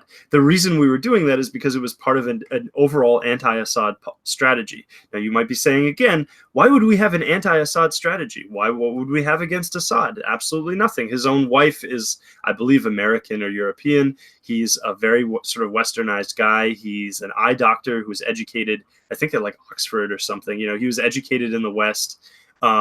He protects Alawite Christians within the territory of Syria, or he had done so up until the point where his regime was weakened to the extent that it didn't maintain control over the full territory of that's defined by the. They're still protected. They're still protected in Damascus. I mean, sure, they're still protected in all the places where Assad has control. So you might be asking why? Why would we have an anti-Assad policy?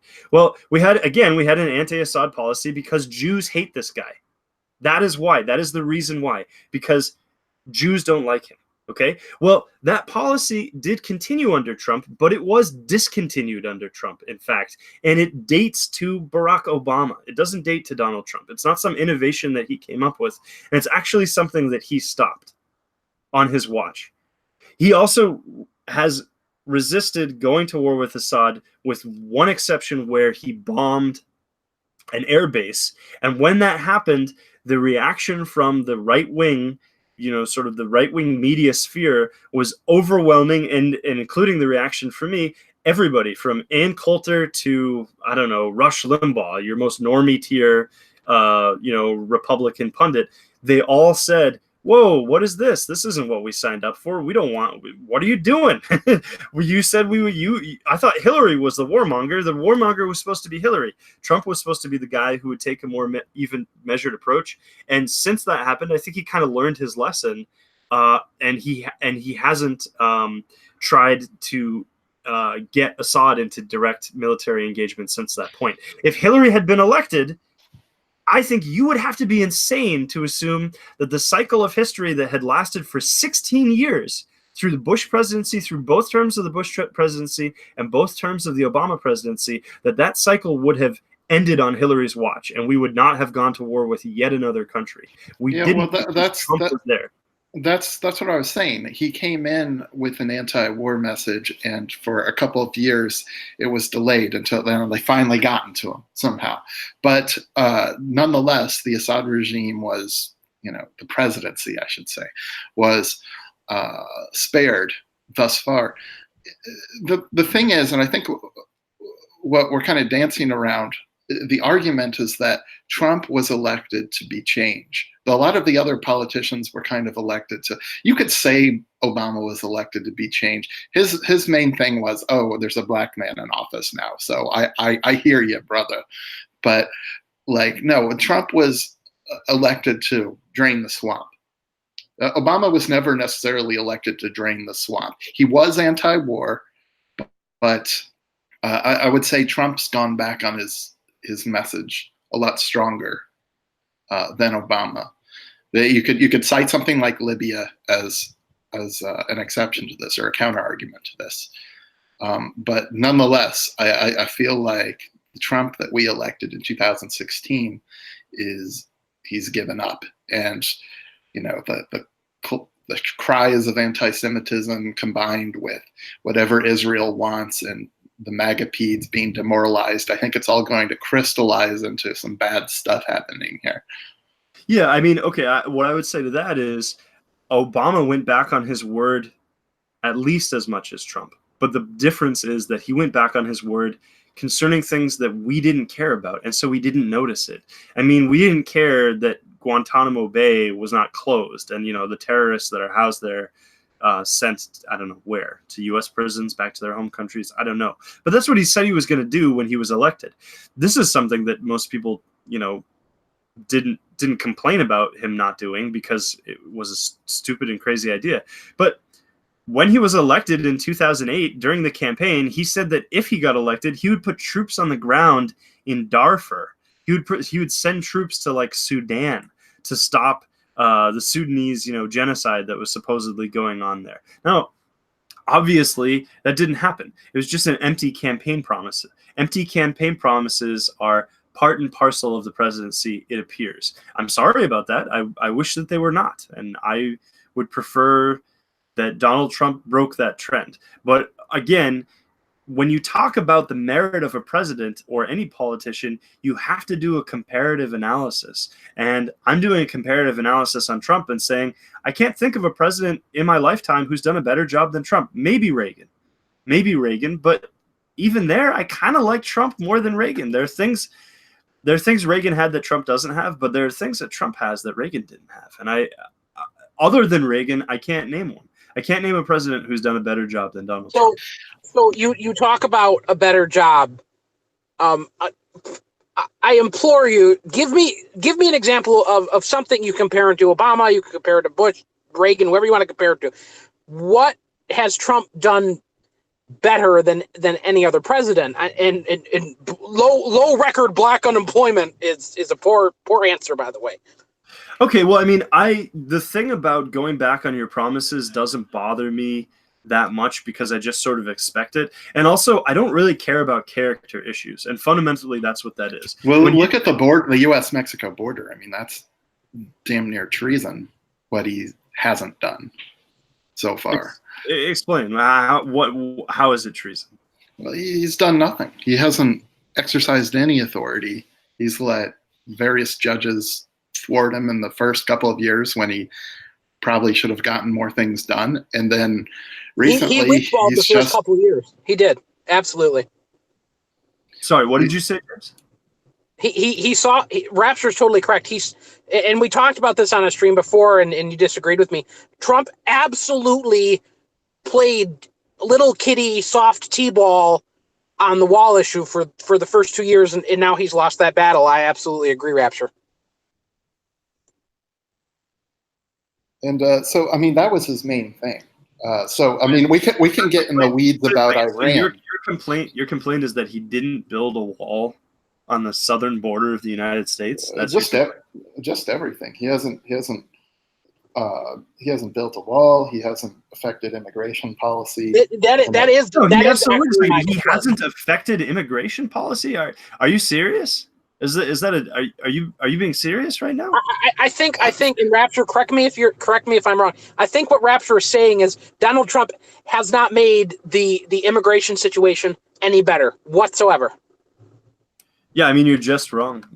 That's just incorrect. Well, I mean, I know we're all it's not incorrect. It's not incorrect. We have the highest number of border crossings that we have had in the last 3 years. And even if it dropped to near zero and it only continued like 2000, we'd still outstrip the last 5 years. And these are just the people that we're catching. I know we're all absolutely has not gotten any better. I know we're all like really excited, really on fire about Jared Kushner's new plan for immigration change. I actually haven't heard about it yet. I don't know much about it either. Fashion the Nation was shitting all over it. I think we should set that aside because I have no idea about that right now. Okay. Well, what we can say factually is that ICE is overwhelmed, and basically the recent news. And I'm taking this from Fashion the Nation. So basically, the U.S. government, Trump's administration is looking for a airline to fly these illegal border crossers to various cities around the U.S. because they're overwhelmed. So they're looking for a non-judgmental transport agency to facilitate this. And this is recent news. This is like cutting edge news. So yeah, I mean, we've been betrayed on all fronts. I don't. So what's the complaint? This is like really kind of weedy stuff. The complaint is what specifically? My complaint, and Rapture, please add your own addendum here. My complaint is that under Donald Trump, who played T-ball like a child for the first 2 years on the immigration issue, immigration levels are absolutely ridiculous. We are getting into record-breaking immigration levels. Donald Trump is playing softball on the issue. He wants record number of legal immigrants, as he said at APAC, or was it CPAC, one or the other, and openly admitted that his base would not like that policy. Donald Trump, like Rapture Remembered said, and of course not in a legal sense, but in a moral sense and to his base, has basically committed treason on this issue. What do you mean treason? What is okay? Qualify that. How is it treason? How is it treason to? Well, it's not treason if your argument is that a president can just do the opposite of what he was elected to do without consequence. I just want to make sure I understand you. It is your position that every president of the United States, since the dawn of mass media, has committed treason. Nope. So you keep doing this, and I understand your whole argument about compare presidents to past presidents. But you can't excuse Donald Trump's behavior by, well, every president committed moral treason. Well, every president cucked Israel. Well, every president did this. Yes, every president did that. No, I absolutely can. We are comparing. No, I can absolutely do that, and that is what I'm doing. The only thing Rapture Remember and I have been comparing Donald Trump to, aside from entertaining your comparisons, is comparing him to the campaign promises that he himself made. Right, and that was one of the three. Yeah, that was one of your three complaints. One of your three complaints is that he's reneged on campaign promises. And again, I want to ask. Please no. Sorry, go ahead. No, go ahead. Go ahead. Oh, okay. I was just going to say, I will concede that, Obama was a anti-war candidate and that he basically, opened the floodgates by helping overthrow Gaddafi. We literally went to war. We went to war with another country, right? Under Obama, the supposedly anti-war candidate. It was all a lie. It was just a lie to placate, because the sheeple, the ground level people who, the Democratic Party manipulates into voting for them, even though the Democratic Party has been the war party for my entire life, for as long as I've been alive, and probably for most of U.S. history. The goofy sheeple who, the ground level people, it was sold to them that part of the problem with the Republicans is the war in Iraq. Well, it was so explicit though. Under Obama's election, it was, get out of Iraq, get out of Afghanistan. People weren't really talking about Libya. In Trump's election, he's very explicit. Change immigration, keep America, prevent illegal border crossings. He was also anti-war, and he's gone against all of that. No, yeah, exactly. In both cases, it was explicit. Obama said he would pull us out of Iraq and Afghanistan. He didn't do that because he was just lying. Guess what? He was lying, and maybe Trump was lying too. And if that's the case, that doesn't speak highly of him. But I opened this conversation by saying you have to make a comparison that is relative to what your other options actually are, not what your dream scenario is, not some imaginary character. Our dream came true. But it's not an imaginary circumstance to compare Donald Trump to the promises that he made. It is not an imaginary circumstance. When you campaign for a year and a half. If that isn't imaginary, then just give me an example where that's ever panned out. If it isn't imaginary, if that's a real phenomenon, So if the phenomenon of a president living up to their campaign promises is real and not imaginary, all I'm asking for is an example. Just give me an example of who was that president. Tell me I their didn't name. claim that every president lives up to their campaign promises. Nor I have not at any point. I said it is not. It's not an imaginary qualifier to hold a president to his campaign promises. It's not. It isn't. I'm telling you it is. Unless you can name me a president who lived up to their campaign promises, I'm going to say that's an imaginary qualifier. Just tell me so what I'm seeing here. Campaign promises. What I'm seeing here is Ted trying to frame the arguments in a way that makes Trump look better by omission. In a way that, and basically James is trying to argue that Trump has betrayed us and has been a failed presidency up to this point. These are two different, arguments to be made, and I don't really think they need to be. They need to, clash up against each other. I think that to force it is.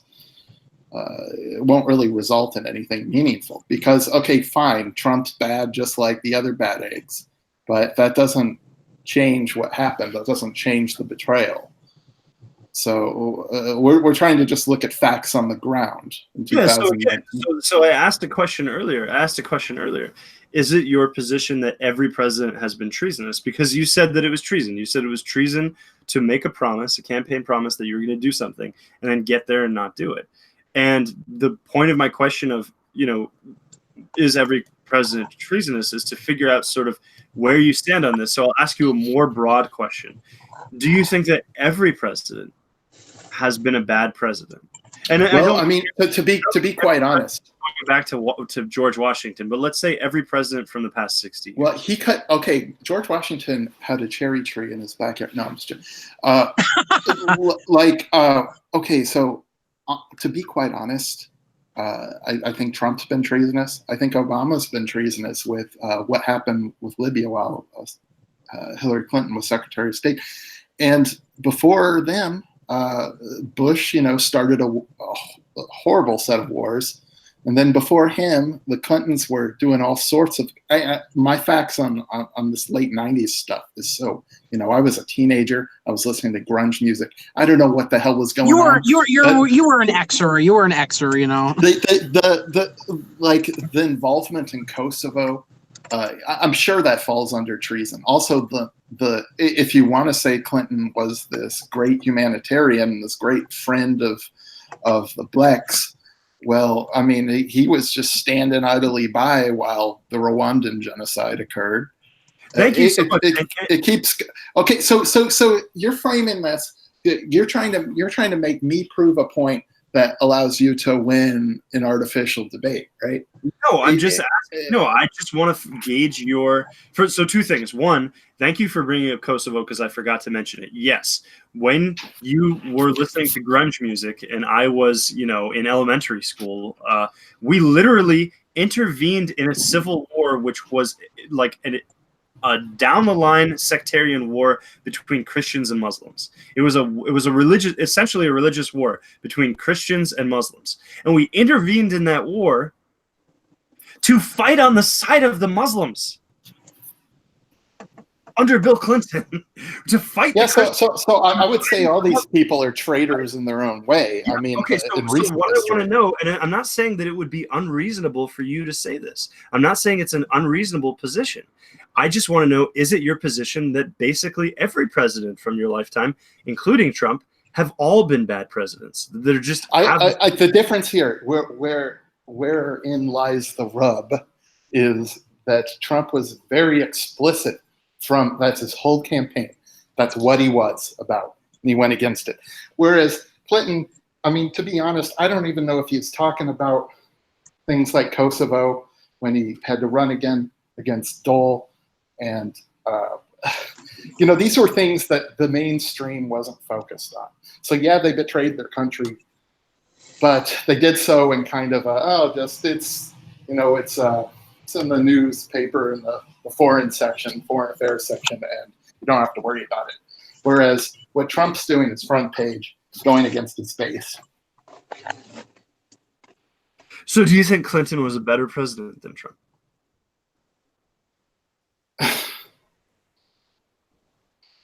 Better, no, more honest, conditionally. You think Clinton was a more honest president than Donald Trump? Honestly, Conditionally. I don't know, because I will say at least Trump raised our consciousness during his initial campaign. That's the only thing I can hold him up for. But like I said, he's kind of just reverted to what all the other presidents have been doing over the. Speaking of reversion, what's this graph you have up here, Ted? Well, I'm sort of I'm fighting a multi-front war here, because whenever we try to talk about one thing, an aside is put in, a little jab, a little poison knife is stuck in, and I feel like I have to respond. Now, you said that Trump hadn't done anything on immigration.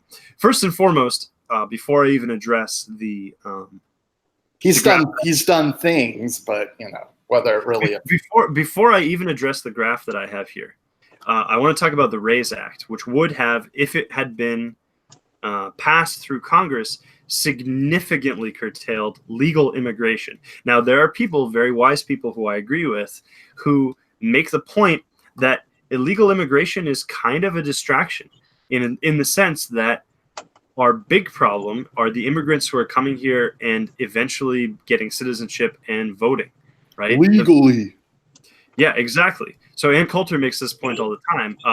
This is the kind of point that like smart guys like Peter Brimelow or the guys at VDARE make.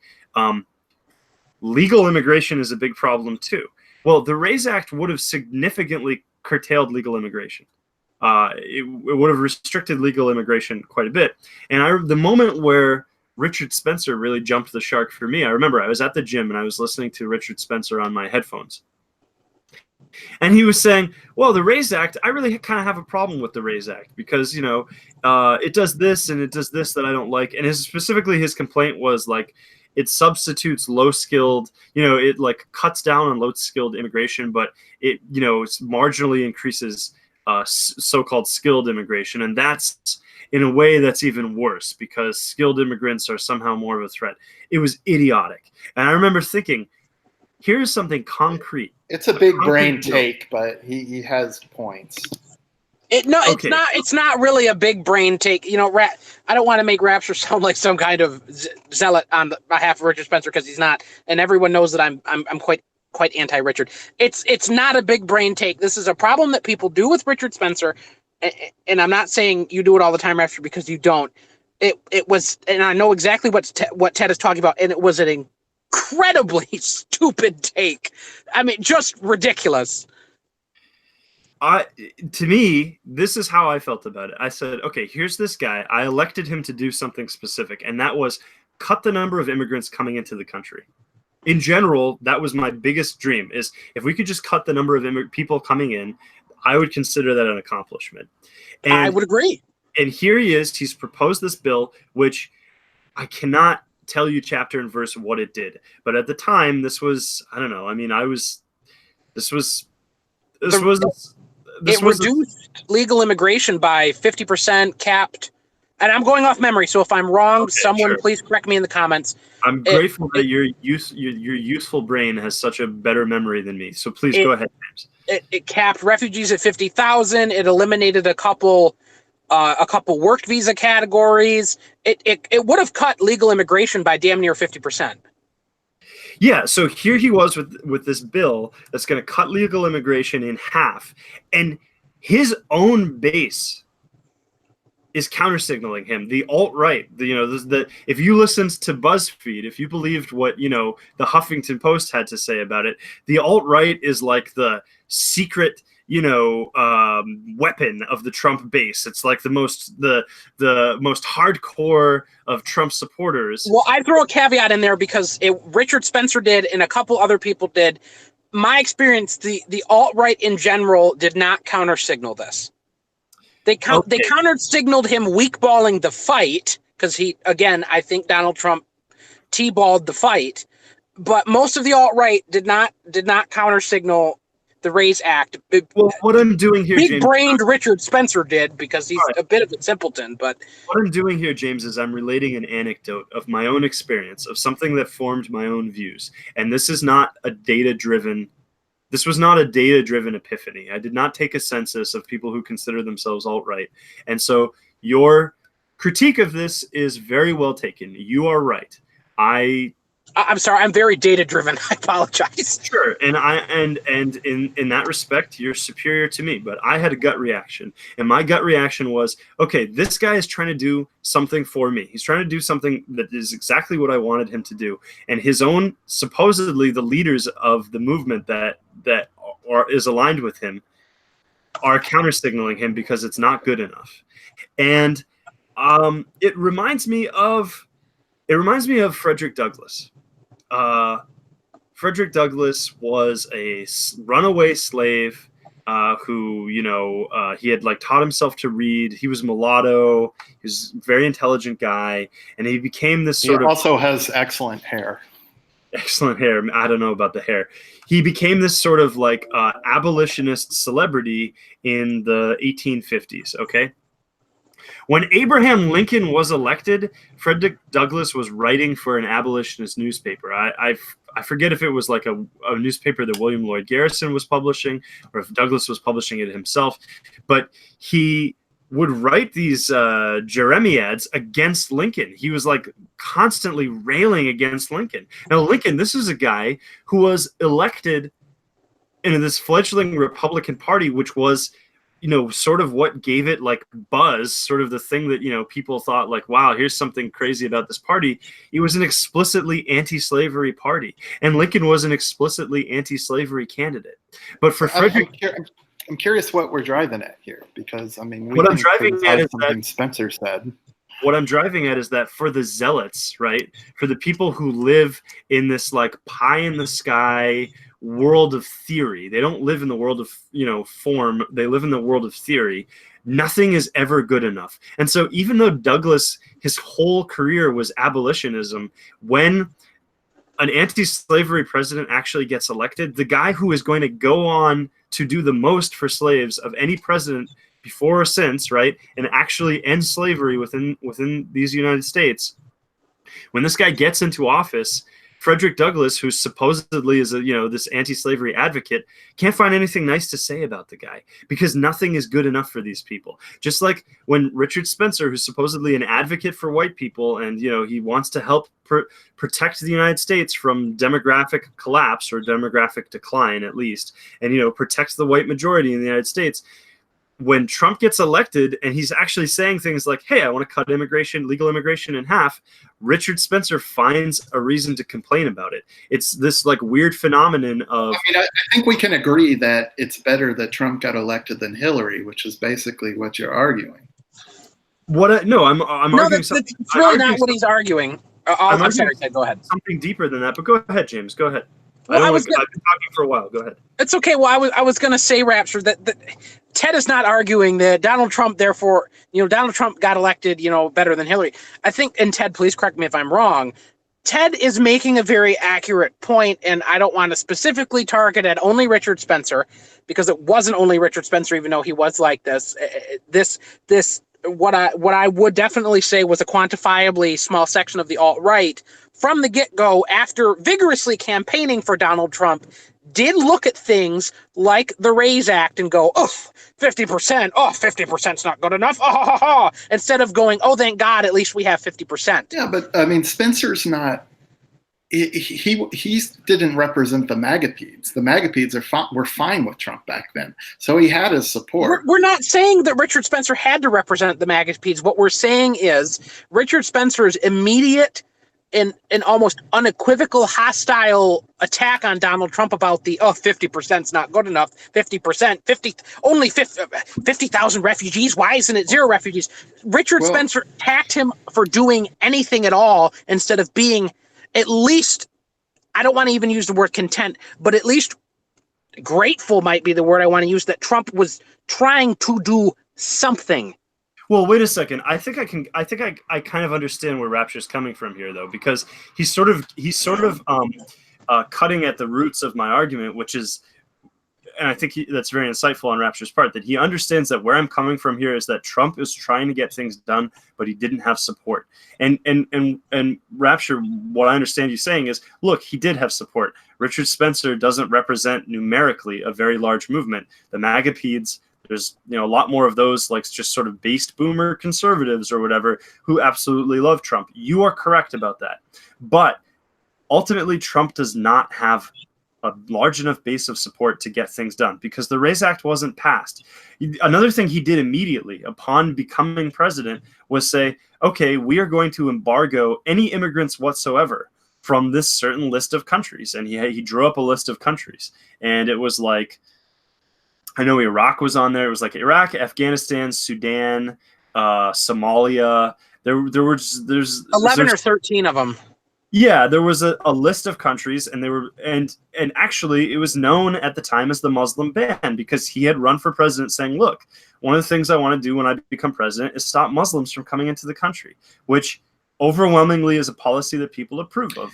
Well, who do you think feels more betrayed? Do you think the MAGA-peds when they see illegal border crossers from Honduras being flown to Buffalo, New York, or do you think it's Black Americans who were upset that Obama was drone striking Libya? I would argue the prior, to be honest. I think that you are lighting my point here, Rapture. You are lighting my point.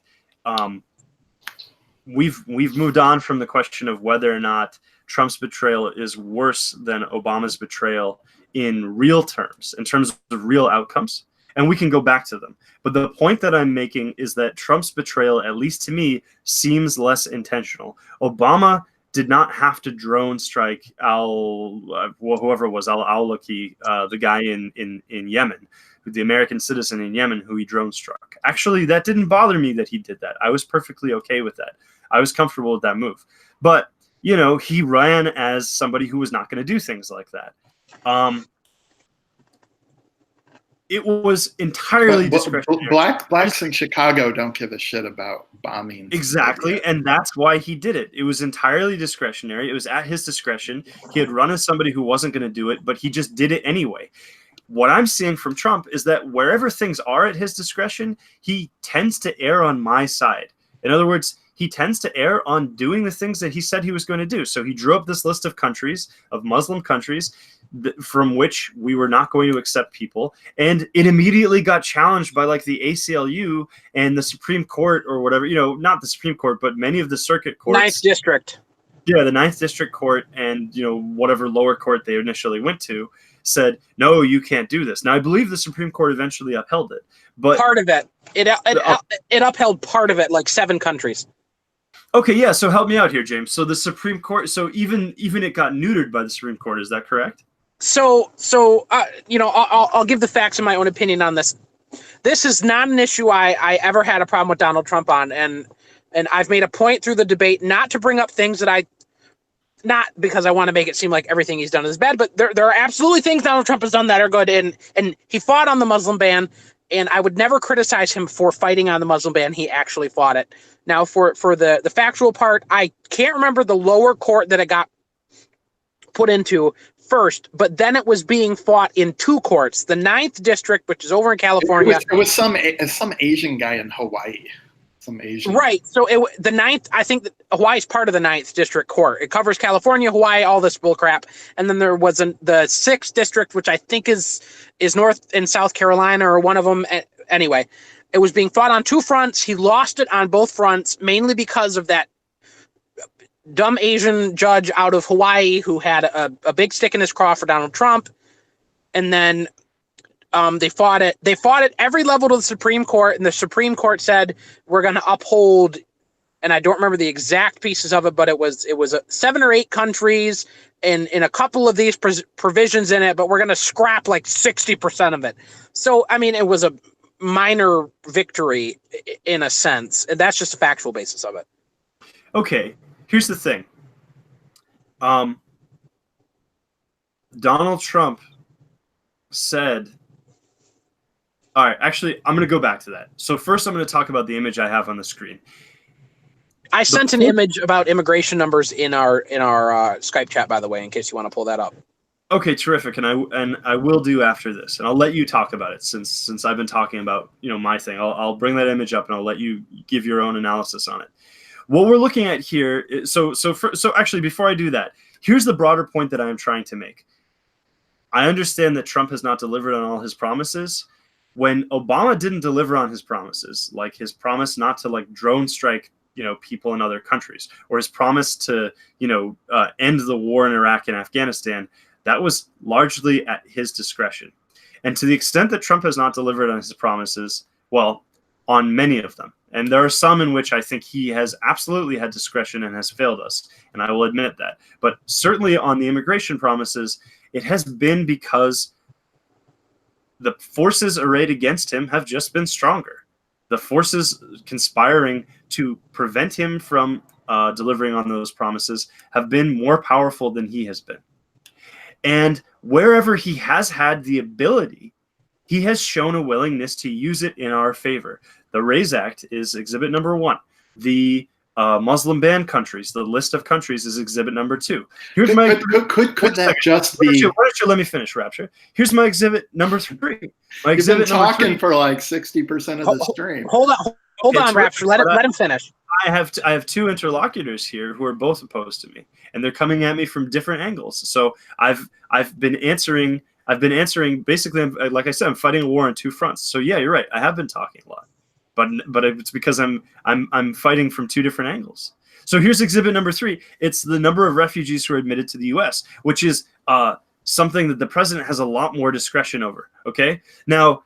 This chart is really zoomed out. It goes all the way back to 1975. But I want you to look at the period just since Trump was elected. Now, this chart is from 17, but it's stayed close to this. And I'll zoom in on this. Here's 2010 up to 2017. Do you notice something? When Trump gets in power, there's a huge drop. There was a huge drop in the number of refugees that he brought in, that he allowed, not brought in, but that he allowed to come in. Everything he's done on the immigration front has... I mean, now you could make the argument he's failing on purpose. He's not trying hard enough. Okay, maybe, but that's kind of conspiratorial. Even on the wall, he's been talking about the wall since he got there and saying, we've got to build the wall. Here, he literally pulled a Ted Cruz. He shut down the government. It was the longest government shutdown of my lifetime, I think, in the history of the United States. Over what?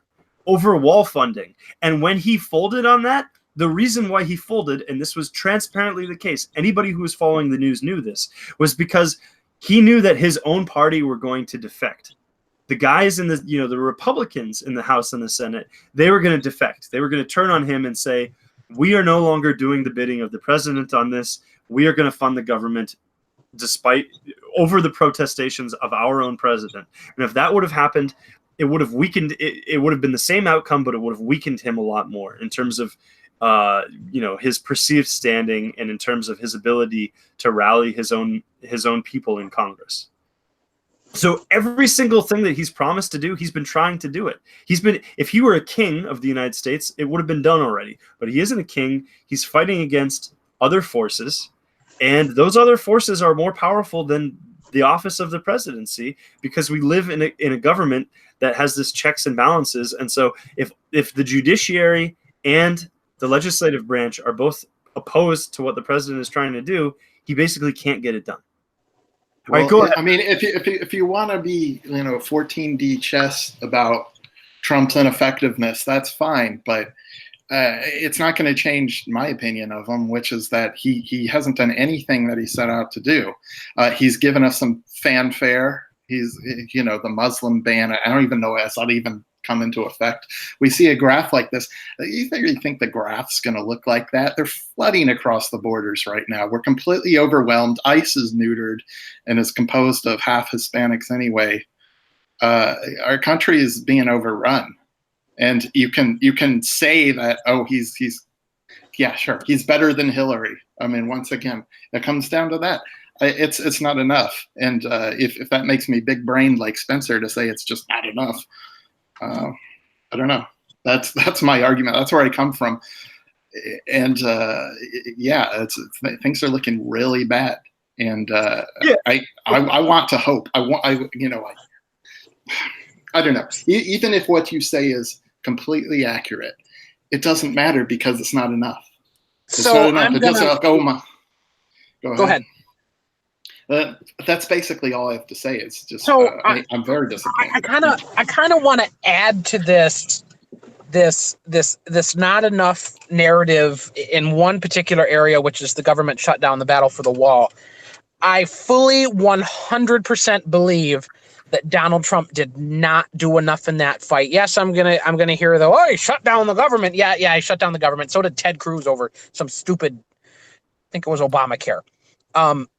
Donald Trump, and I've made this point on the show before, Donald Trump had every reason and enough popular voting support from his base, from the base of the Republican Party, to march every single congressperson into his office who was a Republican. And this goes back to even before he shut down the government, because he waited until Congress was taken over by the Democrats to shut down the government. Before he even shut down the government, he had the clout and the electoral authority from the base to march every single Republican member of Congress into his office when they still had a majority, and to tell them, you are either going to vote for my wall and vote for my immigration plan, or I am going to finance, back, give speeches for, and help your next primary opponent. Yeah, I'm sure he did absolutely nothing like that we are aware of. Okay, I'm sure if you were there, you'd have done a way better job. If you were in the office, if I were in the office, we would be 100 times better as presidents than Donald Trump is. But we are not there, okay? So, Rapture, run for president and prove that you can do a better job.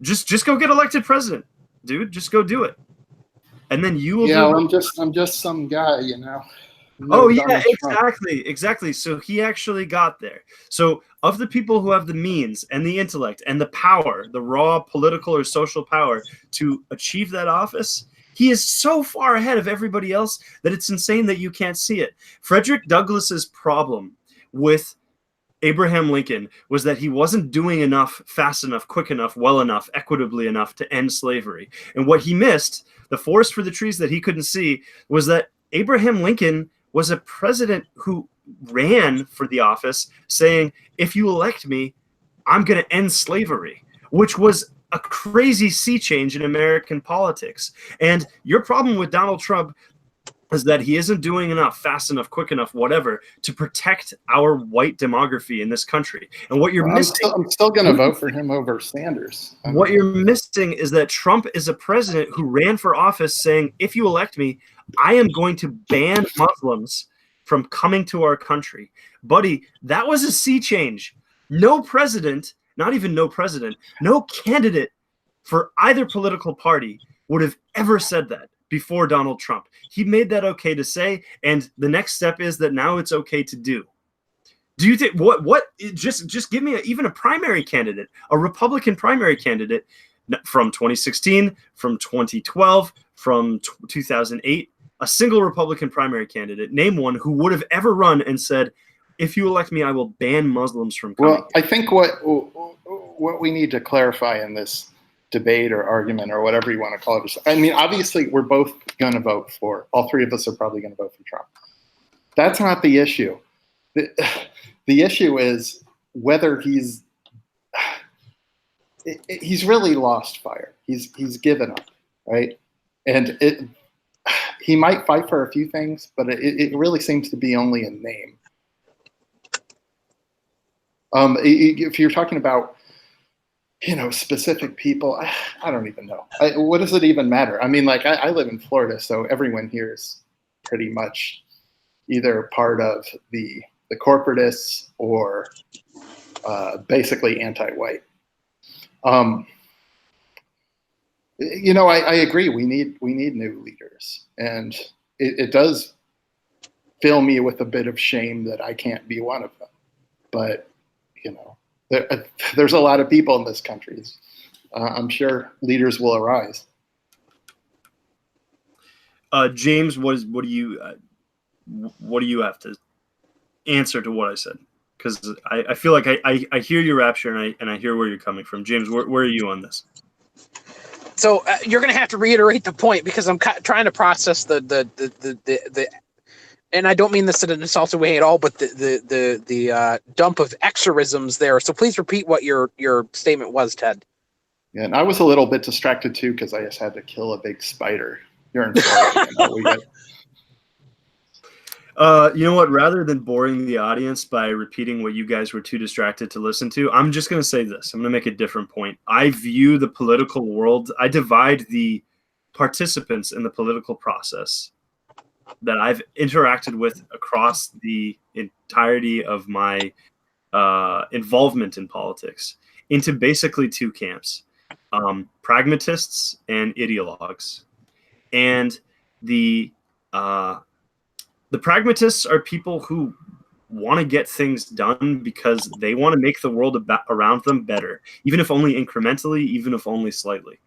And the ideologues are people who live on the moon, and they have a lot of brilliant theories, and sometimes they make excellent thought leaders.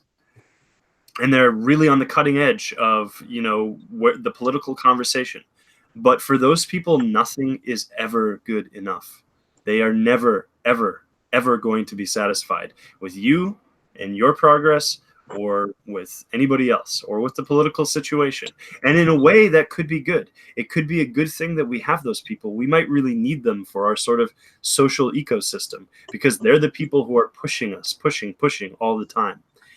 But I am not one of those people. I'm a pragmatist.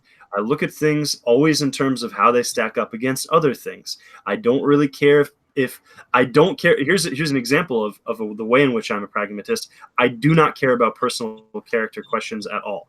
If Trump did cheat on his wife or didn't cheat on his wife, I don't care. If he was outright lying to us the whole time, and the reason he hasn't accomplished what he's set out to accomplish is because he's actually apathetic, I don't care, because I can at least point to a list of things that he has done that have made this country stronger and have made my life better. I don't care about character issues, and I don't feel betrayed, because I just come to expect it, that politicians are going to say one thing and then do either considerably less, or in the case of somebody like Barack Obama, something drastically different. Just well, I mean, as an ideologue, pragmatism within the current democratic process is not enough, and it's we're I think that's where we're at, and it might be a good way to sort of put a cap in this conversation. Is what I've gotten from this is that you guys are ideologues, I'm a pragmatist, and we have fundamentally different mindsets. James, I don't know if I'm pretty much an ideologue. I'll admit that. I don't know. I don't want to speak for you, James, because you tend to be more involved. I would out and out describe myself as more of an ideologue. I totally agree with Ted. I mean, I literally work in politics, so I try to be pragmatic on some levels, and I do think I demonstrated that there are things here and there that I do practically agree with Ted on, but no, more and more I am out and out an ideologue. I don't really have anything further to say on that comment. Well, I think the problem with pragmatism is that things have slipped too far. We've lost too much of our country to be wholly pragmatic within the current system. It's not going to work out for us. I would put an addendum on that by saying, and this ties back into my whole comment that I don't think Trump fought hard enough on the wall.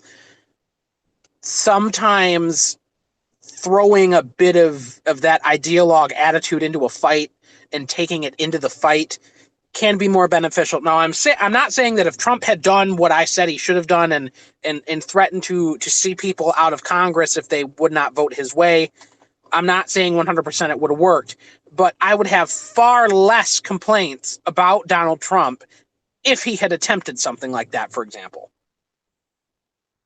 And that is coming from an ideologue perspective, but I also think it's something that he definitely could have tried. Okay, well, I mean, this will be my closing remark, and past this point, Yeah, I feel like this is a strong enough note for me to close on. And I'm happy past this point. I'm happy to let you guys get the last word. But what I would say is this: it's very easy for the ideologue who lives, in the world of ideals and the world of Platonic ideals, to say, well, this is not good enough. This pragmatic approach is not good enough, and we reject it on that basis. But I think if you tell the guy in the military who doesn't have to serve shoulder to shoulder with some cross-dressing degenerate because Trump banned those people, because he overturned the Obama policy change that allowed cross-dressers to serve openly in the military, or you tell the people who are benefiting financially because of the sweeping domestic tax cuts that Trump initiated, or the people who are benefiting financially because they work in the manufacturing sector of our economy and they're benefiting from the sweeping foreign tax hikes that Trump initiated, or the troops that were on the ground in Syria when Trump took office, who are not there anymore because we've significantly drawn down our troop presence there from when Trump was inaugurated, or the blue collar person who doesn't have to live next door to a Somalian, or somebody from some backwater Stan Muslim nation in the former Soviet Union. I got some hot takes for you. Yeah, okay, great. But guess what? Our refugee admittance has gone down. So as bad as things are where you are, there's somebody somewhere who is living next to an American today who might have been living next to somebody from Turkmenistan, okay? You could tell that person, or you could tell the people who are working right now, who have jobs building the Keystone Pipeline, or just the white person on the ground, just the white guy living his life who's known nothing but hatred, who's known nothing but demonization and demagoguery against his race until Trump got elected, and just gave white people a little bit of moral support, just a little lip service. As much as that is worth to us, you could tell those people, hey, this progress that you're experiencing, this marginal improvement in your life, it's not good enough. You shouldn't be satisfied with this. And I would even say, and this might surprise you, I would even say that you would be playing an important role, because we should never be satisfied. We should always strive for more. But I would also say that if you told those people that Trump was a bad president, they would laugh at you. There's a number. You guys have the last word. Okay. I mean, you're a gifted orator, Ted. I would disagree with a number of those points. I'd say we're already living next to Somalians. How they get here, God knows. I'm glad Trump's doing something. He's better than Hillary. I feel like that's just going to be my go-to line, because I mean, yeah, we're gonna vote for him. Okay, it's like, what? That's not. What are we arguing about here? What we're arguing about is whether we can save this country. We're not so much arguing about, is Trump a good president compared to George Washington? I don't know. It doesn't seem like an important argument to have. You do offer good food for thought, and that, perhaps we're turning a blind eye to some of what Trump has done or tried to do. But once again, it just comes down to, I feel like, a broken record. It's not enough. And the other thing is these people who aren't living next to Somalians, well, they might not know that that's them. They might not realize what gift they've been given for the next 4 years until the next presidential cycle. I think that we're in some serious trouble. But the other thing is, if you want to call Ted an optimist in this argument, I think that's good. I think that we do need a little bit of optimism. I never want to fall into the trap of misery loves company. Like, oh, things are so bad, you should just agree with me. We should all just rock around in our bedroom closets, just waiting for the end or something in the dark. That's not that's no way to live life either. So while I do enjoy large amounts of doom and gloom and fear porn, I never want to fall into that trap of, oh, you should be miserable. We should all just be miserable together. Like, that's not the message I want. But unfortunately, I think that might be the future we're headed toward. But that's not what I want. That's what I'll end with. James, did you have anything you wanted to say? I wanna echo one thing from each of you. And first off, Rapture, I totally agree. The walking through the storm of gloom and doom, hiding in your closet with the lights off until the end is not the message we want to send.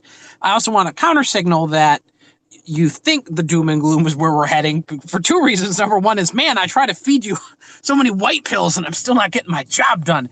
Number two is, I think in general, the West is on an upward trajectory, and that people have to remember, no matter how this conversation went, no matter who you think did better, did worse, said this, said that, things can get both simultaneously worse and be building to something better at the same time. And we all have to remember that. To address a couple of Ted's closing points, you can absolutely tell the dude who doesn't have the Somali living next to him that Donald Trump did that. But you also need to remind the dude who has the Hispanic family moving in across the street that you frankly don't feel, I frankly don't feel the president did enough, and here's what I think he could have done. Sure, I'm not the president. Sure, I can't become the president tomorrow, but I can absolutely offer my opinion on it, and that's what I did. Number two is, yes, there is a white guy somewhere in Kansas who has a job now that he would not have had without Donald Trump.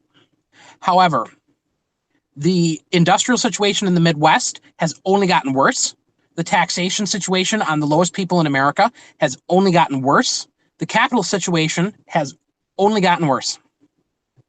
We can't take, and I guess this is my message, I don't take economic victories, for as good as they can be, as social demographic victories.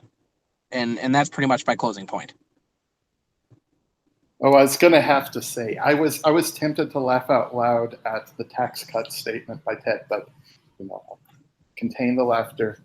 And no, everyone did a good job arguing. I don't know. You can. I found it very enjoyable. Tell me after if I did a good or horrible job. But anyway, I guess that should wrap it up. Anything else, James? No, I'm good. Okay, it's been a long one for you guys. Everyone have a good night and have a good start of the week. Catch you later. And also my thanks to everybody in the chat. During the closing statements of my friends here, I was reading through some of your comments, both pro and con.